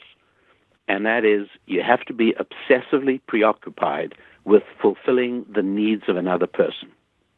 That couldn't be more fundamental and basic. It's not about you, it's about the other person. And so in both those areas, both family and marriage, both family and business, the idea is learning to find the thrill in bringing pleasure, satisfaction, joy, and enthusiasm to another human being. So that's absolutely fundamental, and it's very, very interesting that you can buy books on how to build a boat. You can buy books on how to build an airplane in your basement. You can buy books on how to build a log cabin. And in all of those cases, those things you build are going to work just fine. They really are. Boeing builds planes, and other than a few sad exceptions, they don't fly 98% of the time. They fly 100% of the time. Right. When people build ships, with the sad exception of the Titanic, ships float 100% of the time. When an architect builds a building, it stands. It's not like 84% of this guy's buildings stand. They all stand. Right. But when people set out to build a marriage, the success rate is only about 70%. When people set out to build a business, the success rate's even lower than that. So why is it that it's so easy to build a building or a ship or an airplane? It's so reliable, and yet it's so risky to build a marriage or to build a business. And the answer is because it's very easy to communicate physical data. And to build boats and skyscrapers and airplanes, all you need is physical data. It's not hard. But marriage and business both involve spiritual data.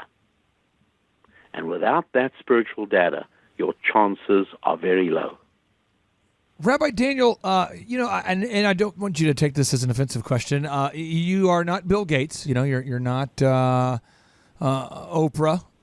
You're not Steve Jobs. You're not. So for somebody out there who's wrestling with this idea of what makes him qualified to give me That's financial a advice? terrific question, and I not only don't take offense, but I admire you for being direct enough to ask the question. Look, the answer is really very, very simple, and if I may say, without sounding obnoxious, it's a very important point, and that is, look, Bill Gates. Bill Gates would be probably a more entertaining interview.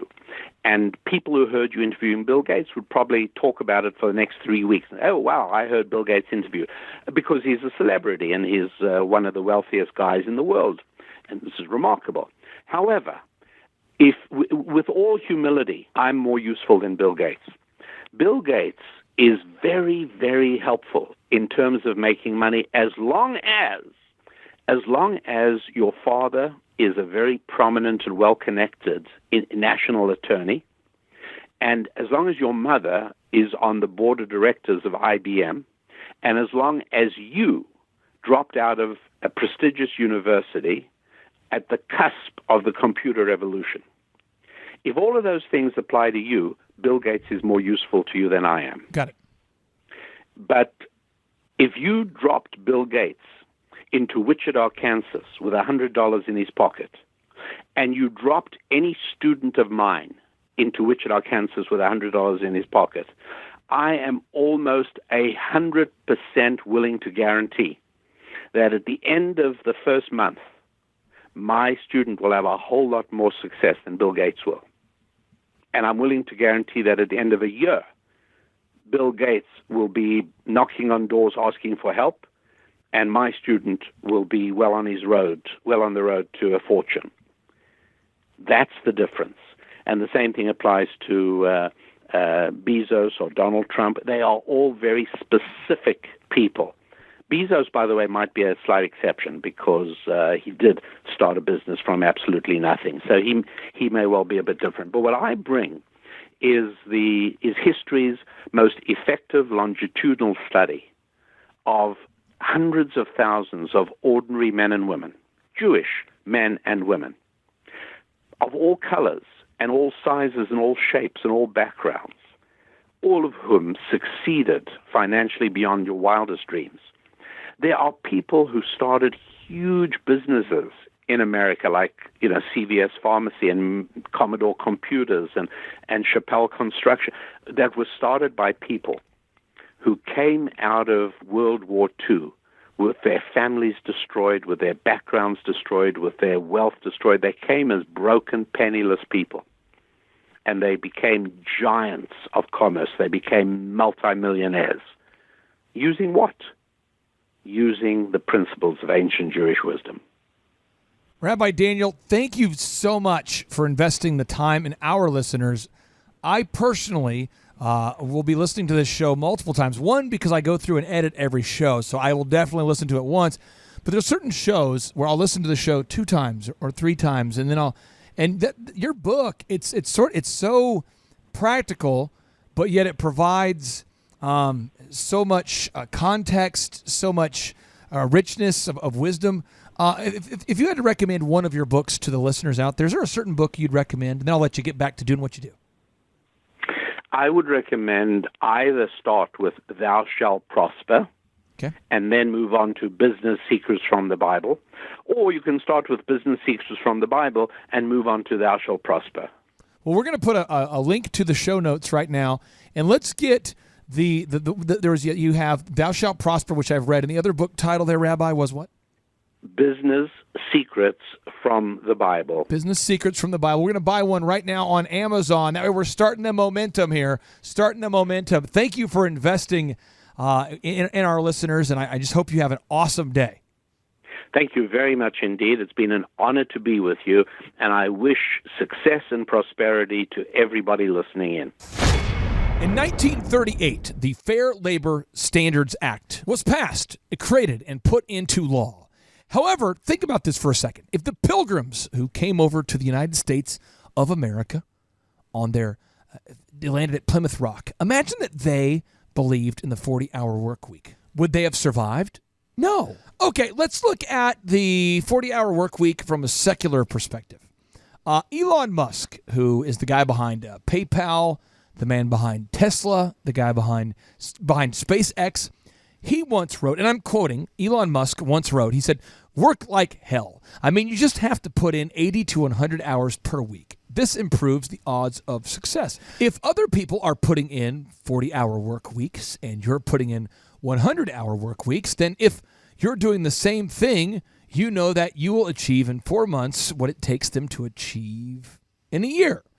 My friend, the point is, the 40-hour work week will enslave you to poverty. I can't think of examples. I've read autobiographies about Conrad Hilton. I read the biographies of Russell Simmons, Dale Carnegie, Phil Knight, Larry Bird, the basketball player, the founder of Starbucks. I can go on and on and on. The In-N-Out story, the Quick Trip story, the Southwest story. None of those people worked 40 hours a week. If you want to be poor, work 40 hours a week. But if you want to succeed, you have to believe in and act upon the 6th day principle. You just have to work 6 days. You cannot get ahead if you're working 40 hours a week. It's not possible. If you're out there and you're a Christian and you want a Bible verse you can print out and put on your mirror and put on Facebook and wherever you're going to see it, Exodus 16:5 reads, "On the 6th day, they are to prepare what they bring in, and that is to be twice as much as they gather on the other days." Or read the book of Genesis. God created the earth in how many days? 6 days, and he rested on the 7th. So if you're out there today and you are of the Judeo-Christian faith, stop working 40 hours a week. Go to work for free on your off day. Whatever you have to do, just work 6 days a week, because when you sow the seeds 6 days per week, you're going to gather a harvest twice as much on the 6th day. But you cannot get ahead working 40 hours per week. And if you're out there and you say, "I don't believe in the Bible," then just fire up the Elon Musk quote or read about the life and history and the times of John D. Rockefeller or Andrew Carnegie or Russell Simmons or Michael Jordan or anybody. None of these people worked 40 hours a week. This idea that you're going to achieve success while working 40 hours a week is absolutely a shamockery. It is wrong. It is backwards. It's not possible. And this podcast, I hope that it has touched your soul in a profound way, because the idea that the word work and worship mean the same thing, wow. The idea that the Hebrew language doesn't have a word for the word fair, wow.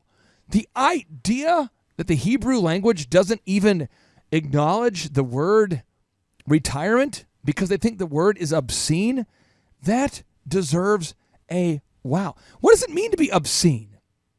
Well, obscene means to be offensive or disgusting, to be absent of morality. That's what obscene means. And in the Hebrew language, the concept of retirement is obscene. And I agree. Stop trying to work 40 hours a week so that you can eventually work 0 hours per week. My friend, you have to work 6 days a week if you want to become successful. So I would ask you this. How many hours a week are you working right now? How many days a week are you working right now? Because if you are not working 6 days a week, you cannot get ahead. And now, without any further ado, we'd like to end each and every show with a boom. And so here we go. 3, 2, 1, boom! JT, do you know what time it is? 4:10. It's Tebow time in Tulsa, Jerusalem, baby. Tim Tebow is coming to Tulsa, Oklahoma. Whoa. During the month of Christmas, December 5th and 6th, 2024, Tim Tebow is coming to Tulsa, Oklahoma in the 2-day interactive Thrivetime Show Business Growth Workshop. Yes, folks, put it in your calendar. This December, the month of Christmas, December 5th and 6th, Tim Tebow is coming to Tulsa, Oklahoma in the Thrivetime Show 2-day interactive business growth workshop. Whoa. We've been doing business conferences here since 2005. I've been hosting business conferences since 2005. What year were you born? 1995. Dude, I've been hosting business conferences since you were 10 years old. And a lot of people, have followed Tim Tebow's football career on the field. and off the field. And off the field, the guy's been just as successful as he has been on the field. Now, the big question is, JT, how does he do it? Well, they're going to have to come and find out because I don't know. Well, I'm just saying, Tim Tebow is going to teach us how he organizes his day, how he organizes his life, how he's proactive with his faith, his family, his finances. He's going to walk us through his mindset that he brings into the gym, into business. It is going to be a blasty blast in Tulsa, Jerusalem. Folks, I'm telling you, if you want to learn branding, you want to learn marketing, you want to learn search engine optimization, you want to learn social media marketing, that's what we teach at the Thrivetime Show 2-day interactive workshop. If you want to learn accounting, you want to learn sales systems, you want to learn how to build a linear workflow, you want to learn how to franchise your business, that is what we teach at the 2-day interactive Thrivetime Show business workshop. You know, over the years, we've had the opportunity to feature Michael Levine, the PR consultant of choice for Nike, for Prince, for Michael Jackson. We've had the top PR consultant in the history of the planet has spoken at the Thrivetime Show workshops. We've had Jill Donovan, the founder of RusticCuff.com, a company that creates apparel worn by celebrities all throughout the world. Jill Donovan, the founder of RusticCuff.com, has spoken at the 2-day interactive Thrivetime Show business workshops. We have the man who's responsible for turning around Harley Davidson, a man by the name of Ken Schmidt.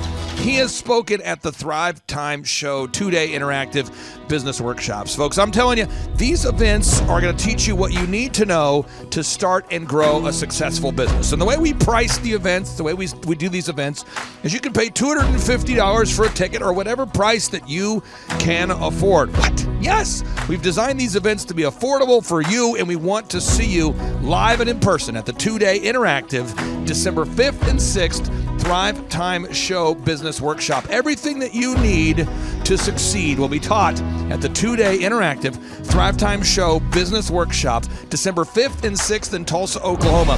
And the way we do these events is we teach for 30 minutes, and then we open it up for a question and answer session so that wonderful people like you can have your questions answered. Yes, we teach for 30 minutes, and then we open it up for a 15-minute question and answer session.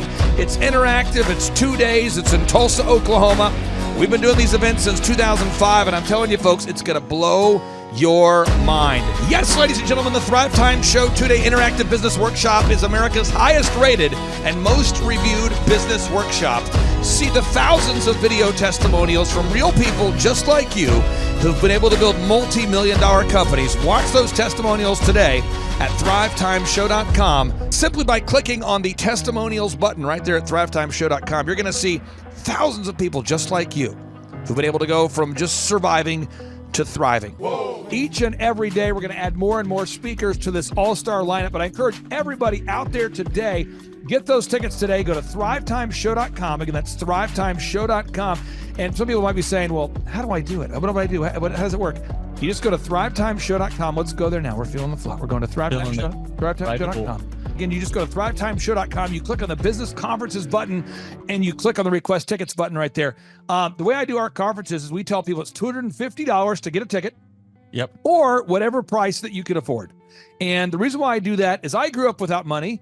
JT, you're in the process of building a super successful company. Did you start out with $1 million in the bank account? No, I did not. Nope, did not get any loans, nothing like that. Did not get an inheritance from parents or anything like that. I had to work for it, and I'm super grateful. I came to a business conference. That's actually how I met you, met Peter Taunton. I met all these people. So if you're out there today and you want to come to our workshop, again, you just got to go to thrivetimeshow.com. You might say, well, who's speaking? We already covered that. You might say, where's it going to be? It's going to be in Tulsa, Jerusalem, Oklahoma. And someone says, Tulsa, Jerusalem. I'm really trying to rebrand Tulsa as Tulsa, Jerusalem, sort of like the Jerusalem of America. But if you type in Thrivetime Show and Jinx, you can get a sneak peek or a look at our office facility. This is what it looks like. This is where you're headed. It's going to be a blasty blast. You can look inside, see the facility. We're going to have hundreds of entrepreneurs here. It is going to be packed. Now, for this particular event, folks, the seating is always limited because my facility isn't a limitless convention center. You're coming to my actual home office, and so it's going to be packed. Who? You're going to come. Who? I'm talking to you. You can just get your tickets right now at thrivetimeshow.com. And again, You can name your price. We tell people it's $250 or whatever price you can afford. And we do have some select VIP tickets, which gives you an access to meet some of the speakers and those sorts of things. And those tickets are $500. It's a 2-day interactive business workshop, over 20 hours of business training. We're going to give you a copy of my newest book, The Millionaire's Guide to Becoming Sustainably Rich. You're going to leave with a workbook. You're going to leave with everything you need to know to start and grow a super successful company. It's practical, it's actionable, and it's Tebow time right here in Tulsa, Jerusalem. Get those tickets today at thrivetimeshow.com. Again, that's thrivetimeshow.com.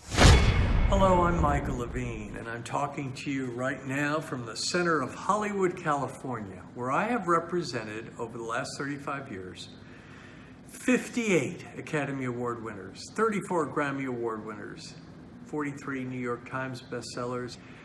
I've represented a lot of major stars, and I've worked with a lot of major companies. And I think I've learned a few things about what makes them work and what makes them not work. Now, why would a man living in Hollywood, California, in the beautiful sunny weather of LA, come to Tulsa? Because last year I did it, and it was damn exciting. Clay Clark has put together an exceptional presentation, really life-changing, and I'm looking forward to seeing you then. I'm Michael Levine. I'll see you in Tulsa.